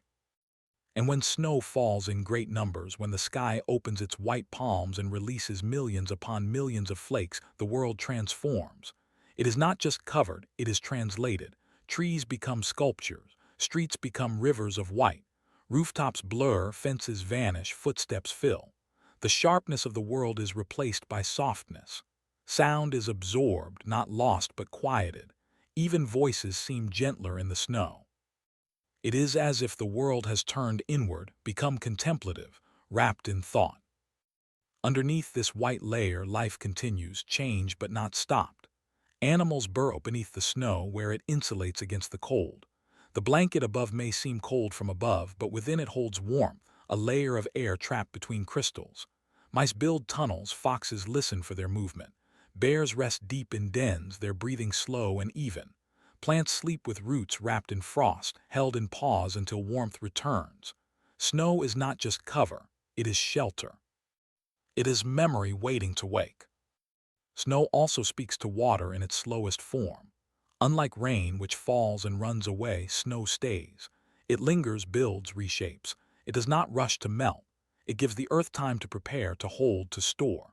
In the high mountains, snow is a treasury. Layer upon layer accumulates through the season, compacted over time into firn, then ice. Come spring, this frozen reservoir melts gradually, feeding rivers, sustaining fields, filling lakes. Entire communities depend on this slow release. In dry places, snow that fell months earlier becomes the only water for the summer. And so, a snowflake's short fall from sky to earth begins a long journey through forests, plains, and lives. But snow is not always gentle. In certain conditions, it becomes a force. Blizzards form when winds gather snow and whip it into motion, reducing visibility, chilling the body faster than cold alone. Avalanches begin when layers of snow weaken and slide, cascading down mountainsides with sudden speed. Even then, the force of snow is not anger, it is imbalance finding resolution. A slope too steep, a layer too weak, a shift too sudden. The snow releases its weight, it moves, it resets. And even after the roar, even after the slide, snow returns to silence. And through it all, snow remains a painter. In the way it settles on tree branches like white ink, in the way it clings to window panes in delicate frost flowers, in the patterns it draws across frozen lakes, in the drifted dunes it builds on rooftops. It catches light differently than rain or fog or sun. It glows, it glimmers, it scatters light into softness, street lamps in snow halos. Moonlight on snow becomes silver. Sunrise becomes peach and pearl. It does not reflect, it transforms. The language of weather, snow, is a gentle syllable. It speaks in accumulation, in silence, in softness. And yet it says so much. It tells of temperature, of moisture, of season. It tells of balance and grace. of how something as small as a water droplet can become a sculpture, a story, a part of something vast and white and moving. And in places where snow is rare, its arrival feels like a gift. Children run outside to catch it on tongues, to press it into balls, to shape it into figures. Adults pause, stare upward, remember. Snow carries memory in every flake, not just of weather but of feeling, of seasons past, of quiet walks, of warm homes, of waiting and watching. And as it covers familiar places, it asks us to see differently, to look at what we know with new eyes, to recognize that change does not always shout. Sometimes it whispers. Sometimes it falls slowly from the sky and wraps the world in thought. So when the snow comes again, whether softly or in flurries, whether sudden or expected, let it fall. Let it fill the spaces of your attention. Let it remind you that even the smallest things, falling together, can transform the shape of the world. That silence can be powerful. That beauty does not need permanence to matter. The snowflake in its fragile form does not seek to last. It seeks only to arrive. And in that arrival it becomes part of something larger, a field, a forest, a stream in spring. And you standing still in falling snow are part of it too. Part of the pattern, part of the pause, part of the sky's most delicate thought drifting softly down. As the snowfall slows and the sky begins to clear, the last flakes drift down like closing lines in a quiet poem. The world, wrapped in white, feels paused, not asleep but listening. The hush that follows a long snow is unlike any other silence. It is not the absence of sound but the presence of stillness. Even the air seems softer. Every surface has been touched by something older than speech, older than time. The snowflake, now settled, rests alongside millions of others, its shape preserved for a while in a field, on a rooftop, or the curved edge of a fence post. Though it no longer falls, its story continues. Each flake carries not just the signature of the sky, but the imprint of memory, like a note pressed gently into the surface of the earth. Over time, the perfect edges of these crystals soften. Wind rearranges them, footsteps compress them, sunlight begins to warm their surfaces. But before they change, before they fade or melt or blend into ice, they rest for a moment in completion. That moment, a snowflake's stillness, is the end of a journey. The speck of dust that began it is now at peace. And what was once air, then vapor, then crystal, now lies in communion with the land. It is not loss, it is continuation. The snow that gathers on mountaintops will soon begin its slow descent, not by falling but by melting, seeping, flowing. As the sun rises higher in the sky and days stretch longer, the bond between molecules loosens. The six arms of each flake begin to dissolve, their pattern disappearing into droplet, then into trickle. This liquid, born of frozen art, becomes the first movement of spring. It seeps into roots, feeds streams, fills aquifers. It carries nutrients to fields, sustains forests, quenches the thirst of creatures large and small. What was a snowflake becomes a current, a ripple, a drink of life. The shape it once held is gone, but the impact remains. And even as it melts, the snowflake continues to teach. It shows us that endings are often beginnings in disguise, that beauty can serve a purpose even after it vanishes, that structure can give way to flow, that memory, when shared, does not disappear, it transforms. The water once held in crystalline arms may one day rise again as mist, float into the sky, and begin the journey anew. It may take the shape of another snowflake, different but born of the same cycle. And in this, the snowflake reminds us that nothing is truly lost. It all returns. It all continues. People have always watched snow with reverence. In ancient times, it was seen as a sign of purity, of change, of time slowing down. Some cultures wove it into their myths, imagining spirits that rode on snowflakes or saw in the flakes the fingerprints of the divine. Even today, we mark snow's arrival as a signal of winter deepening, of celebration approaching, of rest and reflection. Snow holidays, snow poems, snow songs, each a reflection of how deeply these frozen forms touch the human soul. The sciences study snow with precision. Meteorologists measure snow water equivalency, study snowpack depth, analyze albedo, the brightness of snow and how it reflects sunlight. Engineers design structures to withstand its weight, hydrologists rely on its timing to plan water resources. But even with all the data, all the models, snow remains mysterious. Why does one storm bring wide, flat flakes and another tiny, sharp ones? Why do some flakes fall so slowly they seem suspended in time? What makes one snowfall feel joyful, another solemn? These are questions not of numbers but of wonder. In art, snow is used to create contrast, to soften lines, to simplify color, to focus attention. A single red berry against a snow-covered branch becomes a painting. A child's footprints through fresh snow become a path through memory. A candle in a snow-covered window becomes a beacon. Snow changes not just the landscape, but the way we see it. It invites the eye to slow down, to notice details, to dwell in smallness. And within all this science, art, memory, there remains the snowflake itself. The smallest unit of snow, yet the most complete. A structure so fleeting it must be caught in the moment or lost forever. A shape so intricate it has inspired mathematics, architecture, design. A thought cast into form and then released. We may never hold one for long, but we can remember them.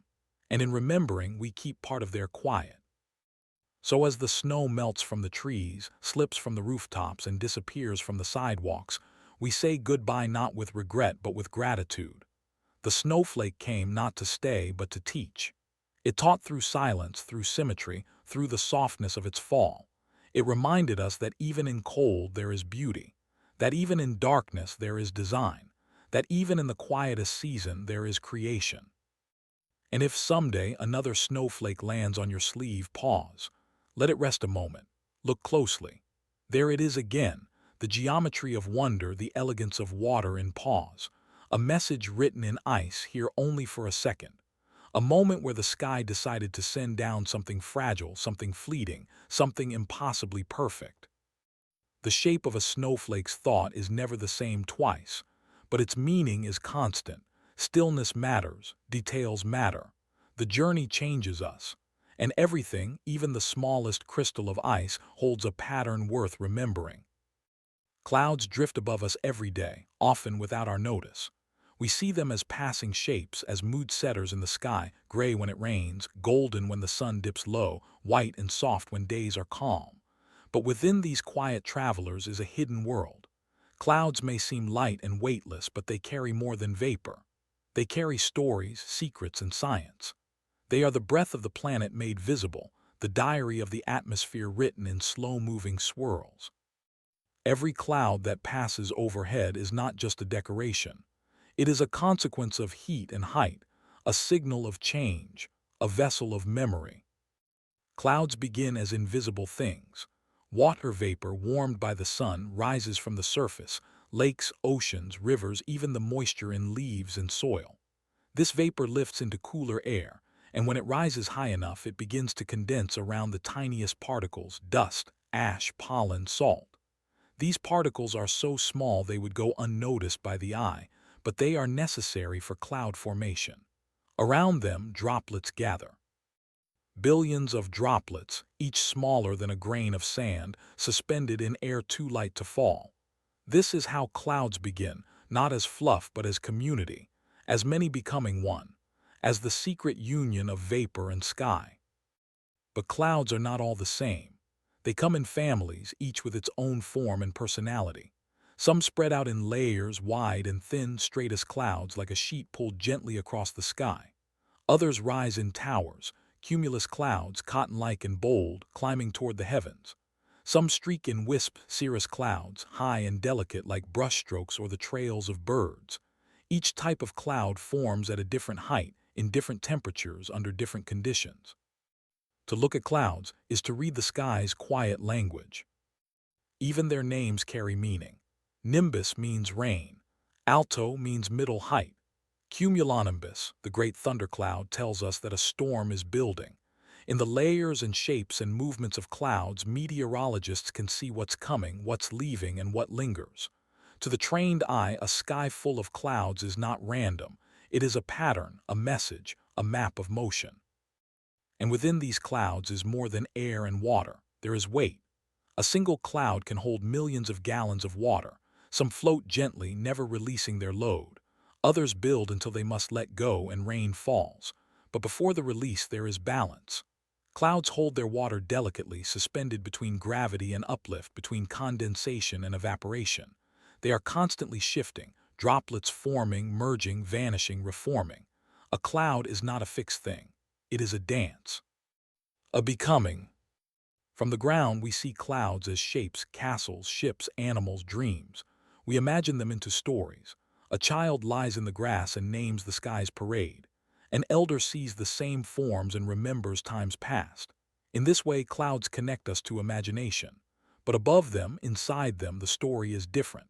A plane passing through a cloud doesn't find fluff. It finds mist, coldness, the spray of 1,000 droplets. Pilots adjust for turbulence hidden in the cloud's layers. Birds fly around, not through. Clouds are beautiful, but they are not soft. They are full of motion, sometimes gentle, sometimes restless. And yet, for all their mystery, clouds are comforting. They shield the earth from harsh sun. They trap warmth during the night. They shape climate and weather. They are the earth's way of breathing visibly, of showing us where the planet is warm, where it's wet, where it's changing. And even when they block the stars, they carry light. City lights glow against low clouds. Moonlight softens as it slips through a veil of vapor. At sunrise and sunset, clouds become artists, scattering light into pinks and oranges, purples and golds. They do not produce light, but they know how to hold it. Clouds also travel. The one above you now may have formed over a distant ocean. It may have followed a jet stream across continents. It may have passed over forests, deserts, mountains, collecting memory as it moved. In this way, clouds are carriers, not only of moisture but of temperature, of particles, of scent. Some even carry seeds and microbes, transported invisibly from one biome to another. A cloud is not just weather, it is a vessel of the world's breath. There are clouds we rarely see, high above in the mesosphere, noctilucent clouds, glowing blue in the twilight. There are clouds born of fire and ash, pyrocumulus clouds that rise from volcanoes or forest fires. There are lenticular clouds, shaped like saucers, hovering over mountains as if waiting. Each rare form reminds us that the sky is more than backdrop. It is alive with surprise. And then there are the clouds we know well, the ones that roll in on rainy afternoons or stretch across a winter sky like a gray blanket. They may not catch the eye like the rare ones, but they hold their own beauty. Their softness calms. Their stillness soothes. Their presence reminds us that even on days without drama, the sky is still writing. So the next time you look up and see a sky full of clouds, pause. Watch how they move, how they form and dissolve. Imagine the journey they've taken, the weight they carry, the light they scatter. Remember that within those shifting shapes are droplets smaller than sight, gathering in perfect balance. That what seems like fluff is structure. That what seems momentary is part of a larger cycle. The lifting of vapor, the holding of water, the fall of rain, and the rising again. Clouds are the sky's quiet secret. A soft heart beating above us, shaping weather, offering wonder. They ask nothing but to be noticed, to be felt. To be understood not just as weather but as whispers, telling us the sky is alive. Let us float now deeper into the cloud's quiet center, into the secret chambers where sunlight softens and the world's stories turn to mist. Clouds are not only the sky's decoration, they are its memory, its rhythm, its emotion. When you look up at a gathering sky, you are not just seeing water in waiting. You are seeing the map of heat and breath, the traces of where the earth has exhaled. Clouds hold the story of what rose from below, evaporated lakes, warmed oceans, breath from forests, steam from city streets. They gather these offerings and lift them high, combining them into something new. Inside every cloud is a piece of the world below. And the world above, too, shapes what the cloud becomes. Temperature layers shift like blankets at different altitudes. Winds press and pull. Some clouds stretch into vast sheets, wide and thin. Others rise like towers, bubbling upward in swells of white. The energy that moves through clouds is invisible from below, but within it is always at work. Updrafts lift, downdrafts sink. Tiny droplets merge, ice crystals form. In some clouds, the temperature is just right for water to remain liquid even below freezing. These are supercooled droplets, fragile and ready to freeze at the slightest touch. And sometimes the right particle enters, a speck of dust, a grain of pollen, and instantly a crystal forms. From that point a cascade begins, the building of flakes, the gathering of rain. A cloud may look calm, but it is never still. It is an engine constantly adjusting itself. What we see as gentle motion, drifting, billowing, is in fact a balance between forces. Gravity tries to pull the droplets down. Uplift holds them in place. Evaporation eats at their edges while condensation feeds their growth. Light scatters within, bouncing between drops, creating brightness or shadow. This dance of opposites is what gives the cloud its shape, its motion, its life. And light plays games in clouds. At certain angles it creates halos, rings of brightness circling the sun or moon. At others it reflects off ice crystals to form sundogs, patches of color flanking the sun like quiet companions. Sometimes, when the angle is just right and the droplets are the perfect size, a rainbow forms, a prism bent gently across the sky. All of this depends on the cloud's internal structure, on the size and shape of its droplets, on the smoothness of the air it floats in.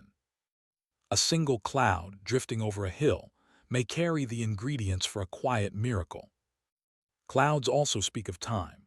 A sky filled with thick, low-hanging clouds tells of pressure falling, of weather approaching. A sudden clearing reveals rising air, parting the clouds from beneath. High cirrus clouds, those delicate feathers, often come before a front. Lenticular clouds over mountains signal steady winds. Each type of cloud, each shift in its shape, marks a change in the balance of forces. To those who watch carefully, clouds become clocks. Not measured in hours but in transitions, between weather systems, between seasons, between moments. In places where skies are often clear, the arrival of clouds can feel like an event. In deserts, a single cumulus cloud drifting overhead offers a moment of shade, of hope. In cold climates, cloud cover can mean warmth, a soft ceiling that holds in the Earth's heat during long winter nights. In tropical regions, clouds build and break each day with the rhythm of sun and moisture. Morning heat rises, forming puffy towers. By afternoon, rain falls. By evening, the sky clears. And the cycle begins again. But clouds are not just passive. Some hold charge. In the towering cumulonimbus, clouds of storms, ice and water collide, separating electrons, creating tension. As the cloud grows, this tension builds, and when the difference is too great, lightning leaps. The light travels fast, but the thunder, the voice of the cloud, rolls behind it. These charged clouds are among the tallest structures on Earth, stretching miles into the atmosphere. Within them, winds churn at different speeds and directions, creating turbulence, creating energy. They may begin as innocent towers of white, but with time and heat, they become powerful and alive. And yet most clouds we see are not violent, most simply drift. They shade our homes, water our fields, cool the skin, soften the light. They are companions to the sun and the moon, changing the way we experience both. A sunset with clouds is richer, rays stretched into color, light painted across the sky. Even the moonlight through clouds becomes a story, filtered, glowing, mysterious. Without clouds, the sky would be empty. With them, it feels inhabited. In some moments, the clouds come so low that they touch the ground.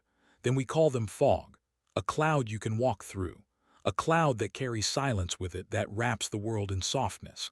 In fog, sounds are dampened, vision shortens, time feels slow.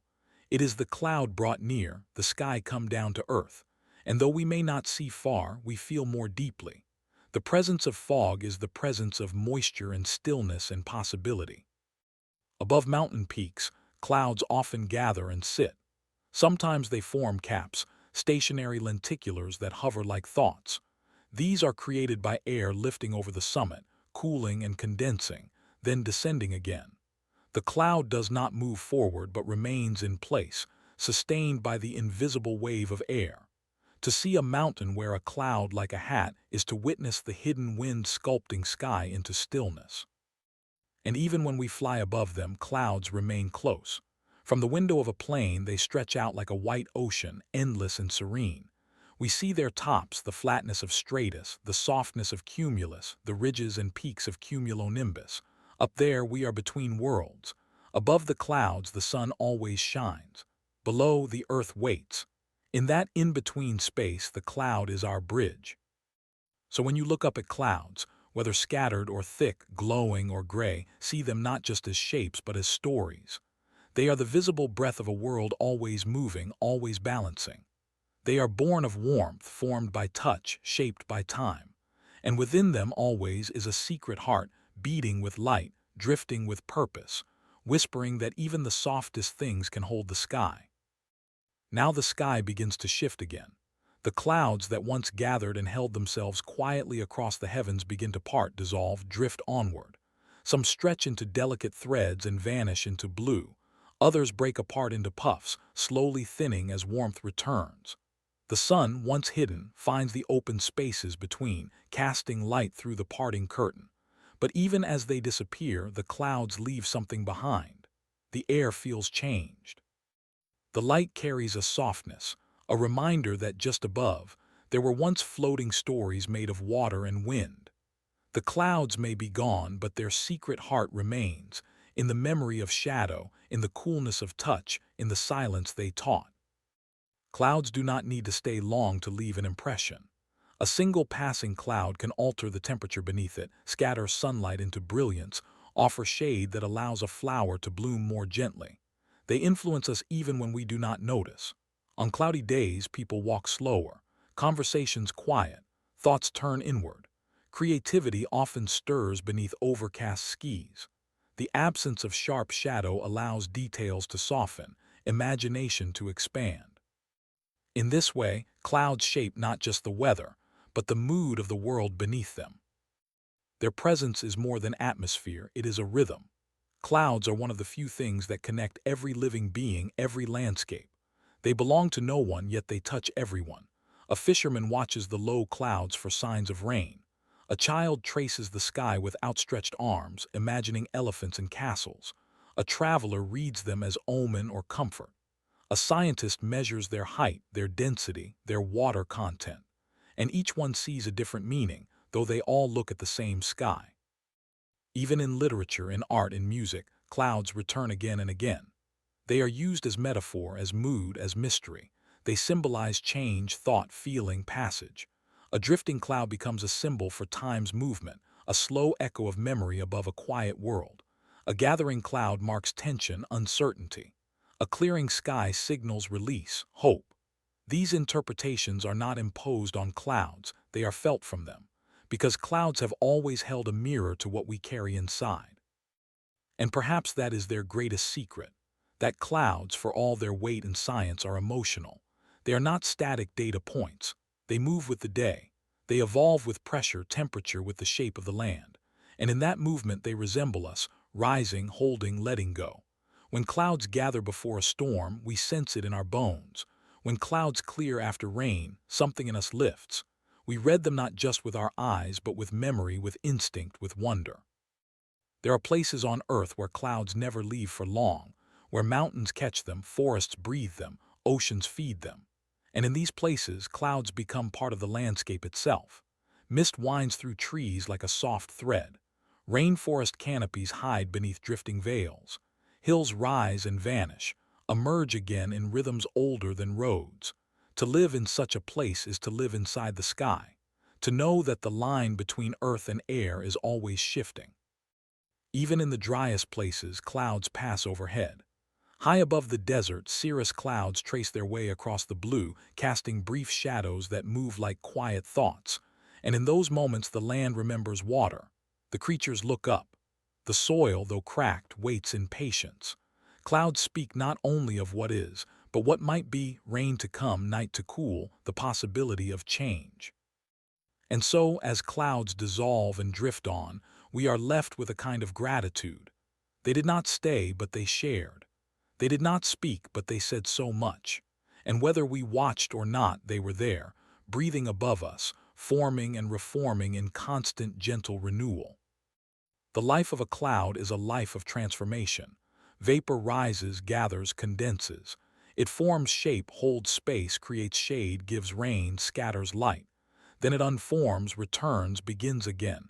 It never clings, it only offers. That is the nature of clouds, their wisdom. They do not resist their changes. They move with them. They allow themselves to become and unbecome. To look at a sky just after clouds have passed is to see with softened eyes. The sun feels warmer for having been hidden. The world feels clearer for having been wrapped in mist. The absence of clouds teaches us what their presence gave. And the air, now filled with a kind of bright silence, holds a memory of all that drifted through it. So next time you find yourself beneath a wide sky, whether it is full or empty, shaded or bright, remember what clouds hold. They are not idle shapes. They are motion, memory, balance. They are the conversation between earth and air, between sun and shadow. And within each one, though made only of tiny droplets, is the vastness of the world, lifted, held, and gently carried above. Clouds are the breath of what we cannot see, the pulse of what rises and returns, the sky's invisible thoughts made visible for a while, and then, like all things wise and gentle, they move on. Above us, around us, and often beneath our notice, the sky is not still. It flows, it carries. It weaves itself in great, unseeable ribbons that stretch across continents. These are not the winds we feel on our cheeks or the breezes that flutter leaves. They are something deeper, stronger, more enduring. Scientists call them atmospheric rivers, but they are more than that. They are the sky's hidden veins, moving water where it is needed, lifting vapor from oceans, and delivering it to thirsty lands. They are the silent forces that connect distant coasts, link mountains with seas, carry storms across deserts. They are weather's highways, yet no road is marked, no line is visible, and still they flow, carrying more water than any river on earth. It begins with heat. The sun warms the ocean and the surface breathes. Water turns to vapor, invisible in light, and rises into the air. This vapor gathers into long, narrow corridors, shaped by winds, guided by temperature, pressured by topography. These corridors stretch thousands of kilometers, reaching from the tropics to the poles. Within them, water travels in the form of vapor, far more than any cloud could hold. It moves not in droplets but in promise. An atmospheric river is not one thing. It is a movement, a process, a hidden delivery. When these rivers reach land, they bring their gifts. As they rise over mountains, the air cools, the vapor condenses. Rain begins to fall, often in great amounts. Snow piles high, forests drink deeply, and sometimes the gift is overwhelming. Floods come, rivers swell. The sky gives too much too quickly, but even then it is the same process, the sky attempting balance, responding to forces below, guided by the shape of continents and the breath of oceans. There are many such rivers. One called the Pineapple Express brings warm, wet air from near Hawaii to the western coasts of North America. Another, born near Japan, brings snow to Alaska and Canada. Over Europe, others form and bend, feeding storms across the Atlantic. These rivers change from day to day, season to season. They are not permanent, yet they are persistent. Like tides in the ocean, they are always preparing, forming, delivering. And they are vital.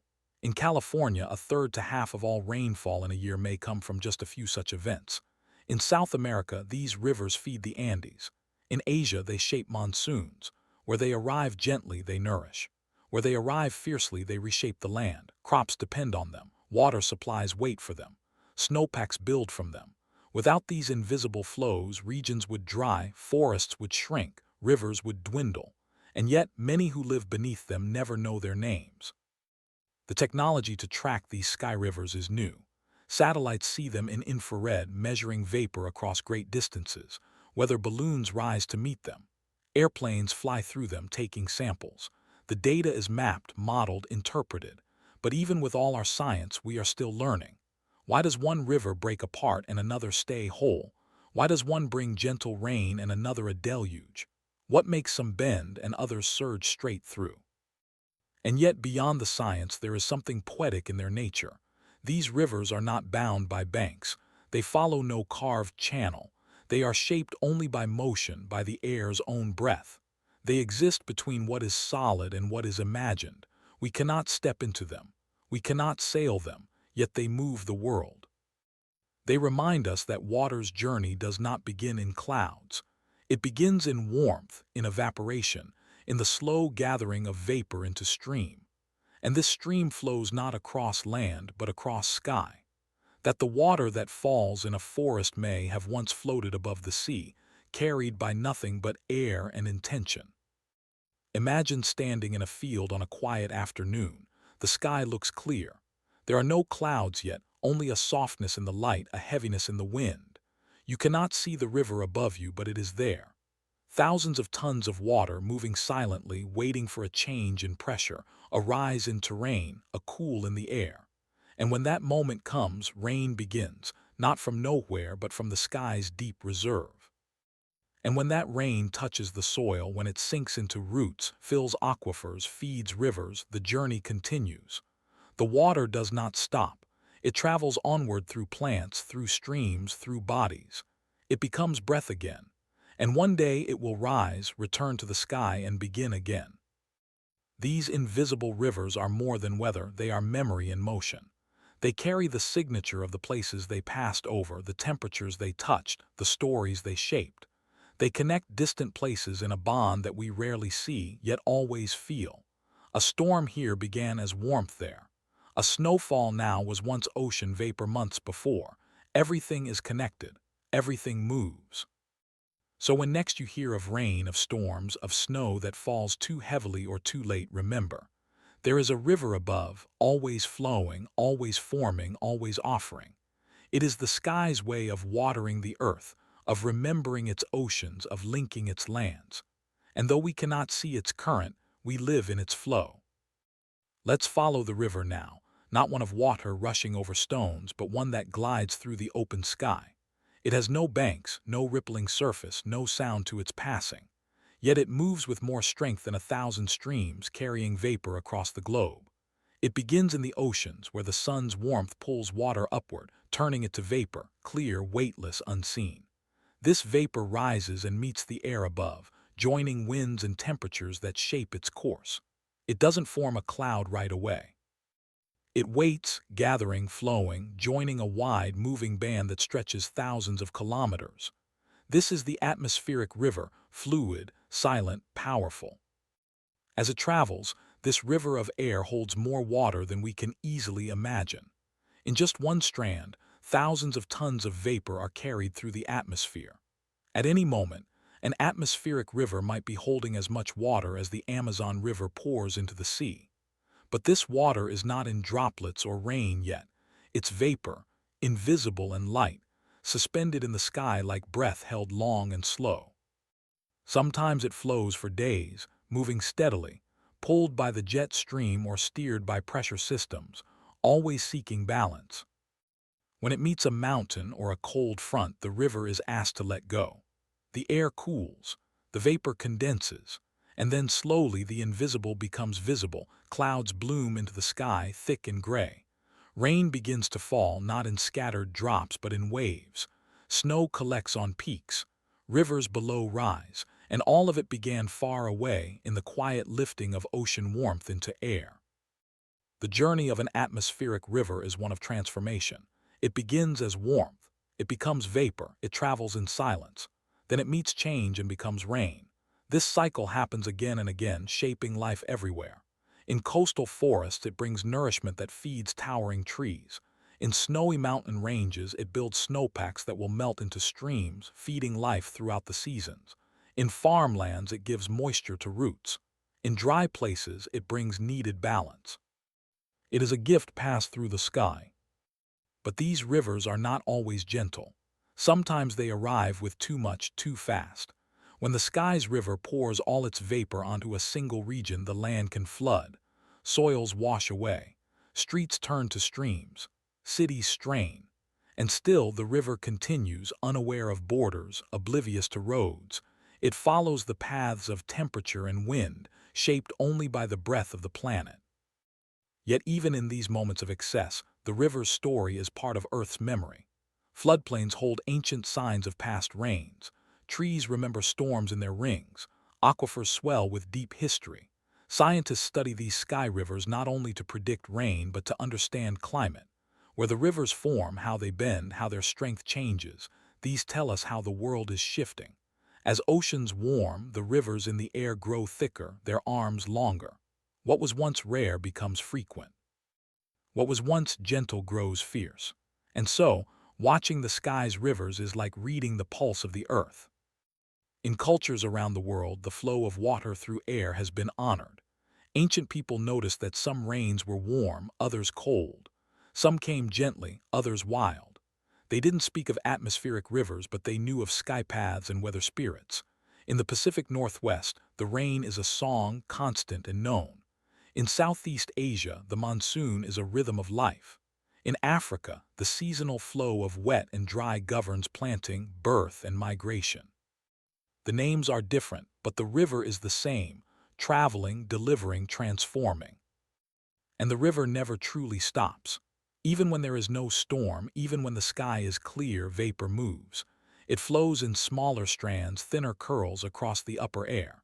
Like quiet thoughts, these mini rivers drift, invisible but present, waiting for the moment to condense, to fall. We live beneath this constant motion.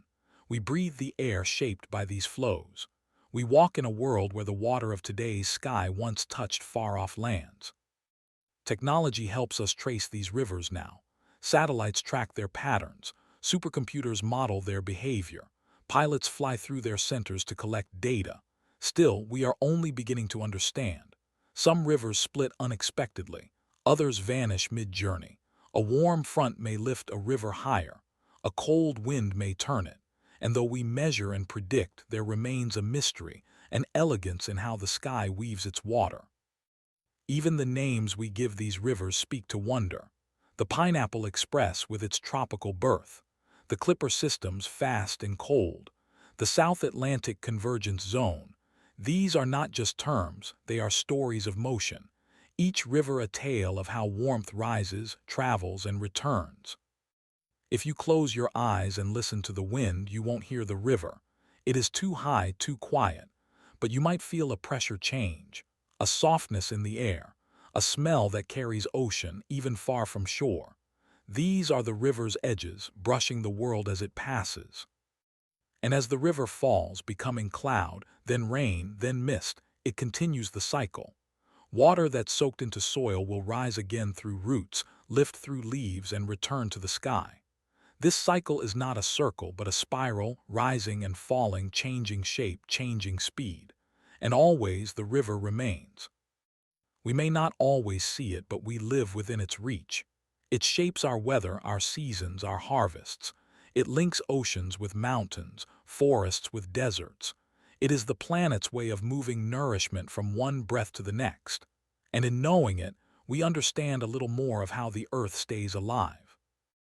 As the invisible river nears the end of its journey, it does not stop, it changes.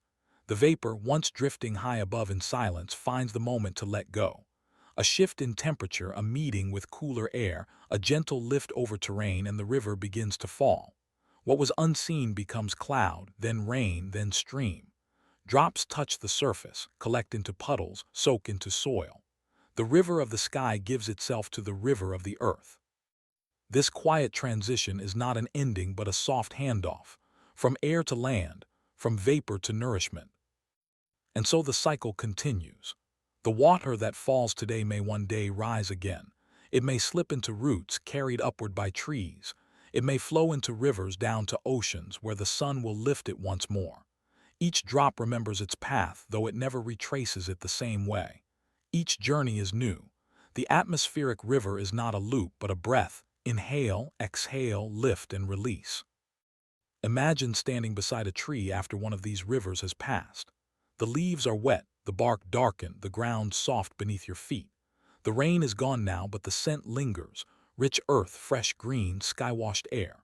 Somewhere far away the vapor began, warmed by a sea you may never see.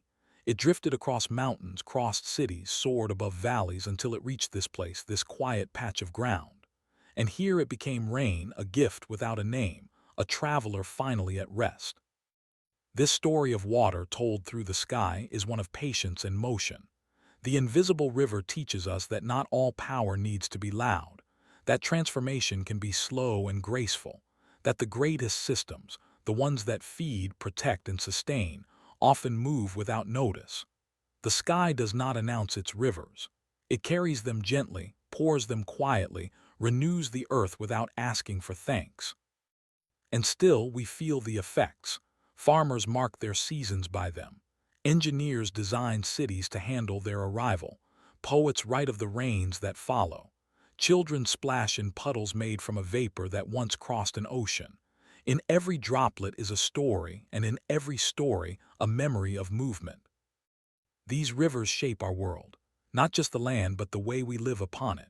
Where the rivers fall, civilizations grow, crops flourish, reservoirs fill, ecosystems find rhythm. Even our mood changes beneath their path. A rainy day brings stillness, reflection. A snowstorm shaped by vapor's descent brings quiet and pause. The river's arrival alters more than just the weather, it shifts the atmosphere within us. Yet there are times when the rivers shift unexpectedly. As the planet warms, the rivers in the sky hold more vapor, stretch further, fall with greater force. What once was nourishing becomes overwhelming. What once was rare becomes routine. Floods rise where there were none. Snow falls heavier, then melts too soon. The river's memory is changing, and with it, so must our understanding. We must learn not only to track these rivers but to respect them, to plan for their paths, to honor their timing, to recognize their role. Just as we respect the rivers that carve through canyons, we must come to know the ones that flow above. For in both, the same water lives, only changed in form, in motion, in silence. Even on a clear day when the sky seems still, the river is there. High above it gathers, it waits. Its journey has not ended, only paused. Tomorrow or the next day or the next week it will rise again. Warmth will lift the vapor. Winds will shape its path. And somewhere rain will fall. Always the cycle moves. Always the river returns. To live beneath this river is to live connected. To oceans far away, to lands unknown. To forces greater than ourselves. It is a reminder that the planet breathes not just through forests or oceans or ice, but through the air itself. And that in this breath, in this silent, drifting motion, we are sustained. So next time the rain begins to fall or the clouds gather thick and low, close your eyes and imagine the river above. Imagine its path, the warmth that lifted it, the winds that carried it, the silence that kept it hidden until now. Feel the connection between the water on your skin and the vast sky it came from. Know that you are part of its journey, just as it is part of yours. The invisible rivers of the air may be unseen, but they are always near. Carrying water, memory, change. Flowing not with sound, but with purpose. And in every drop they give, there is the echo of movement, the breath of earth, the wisdom of what it means to let go, to flow, and to return again.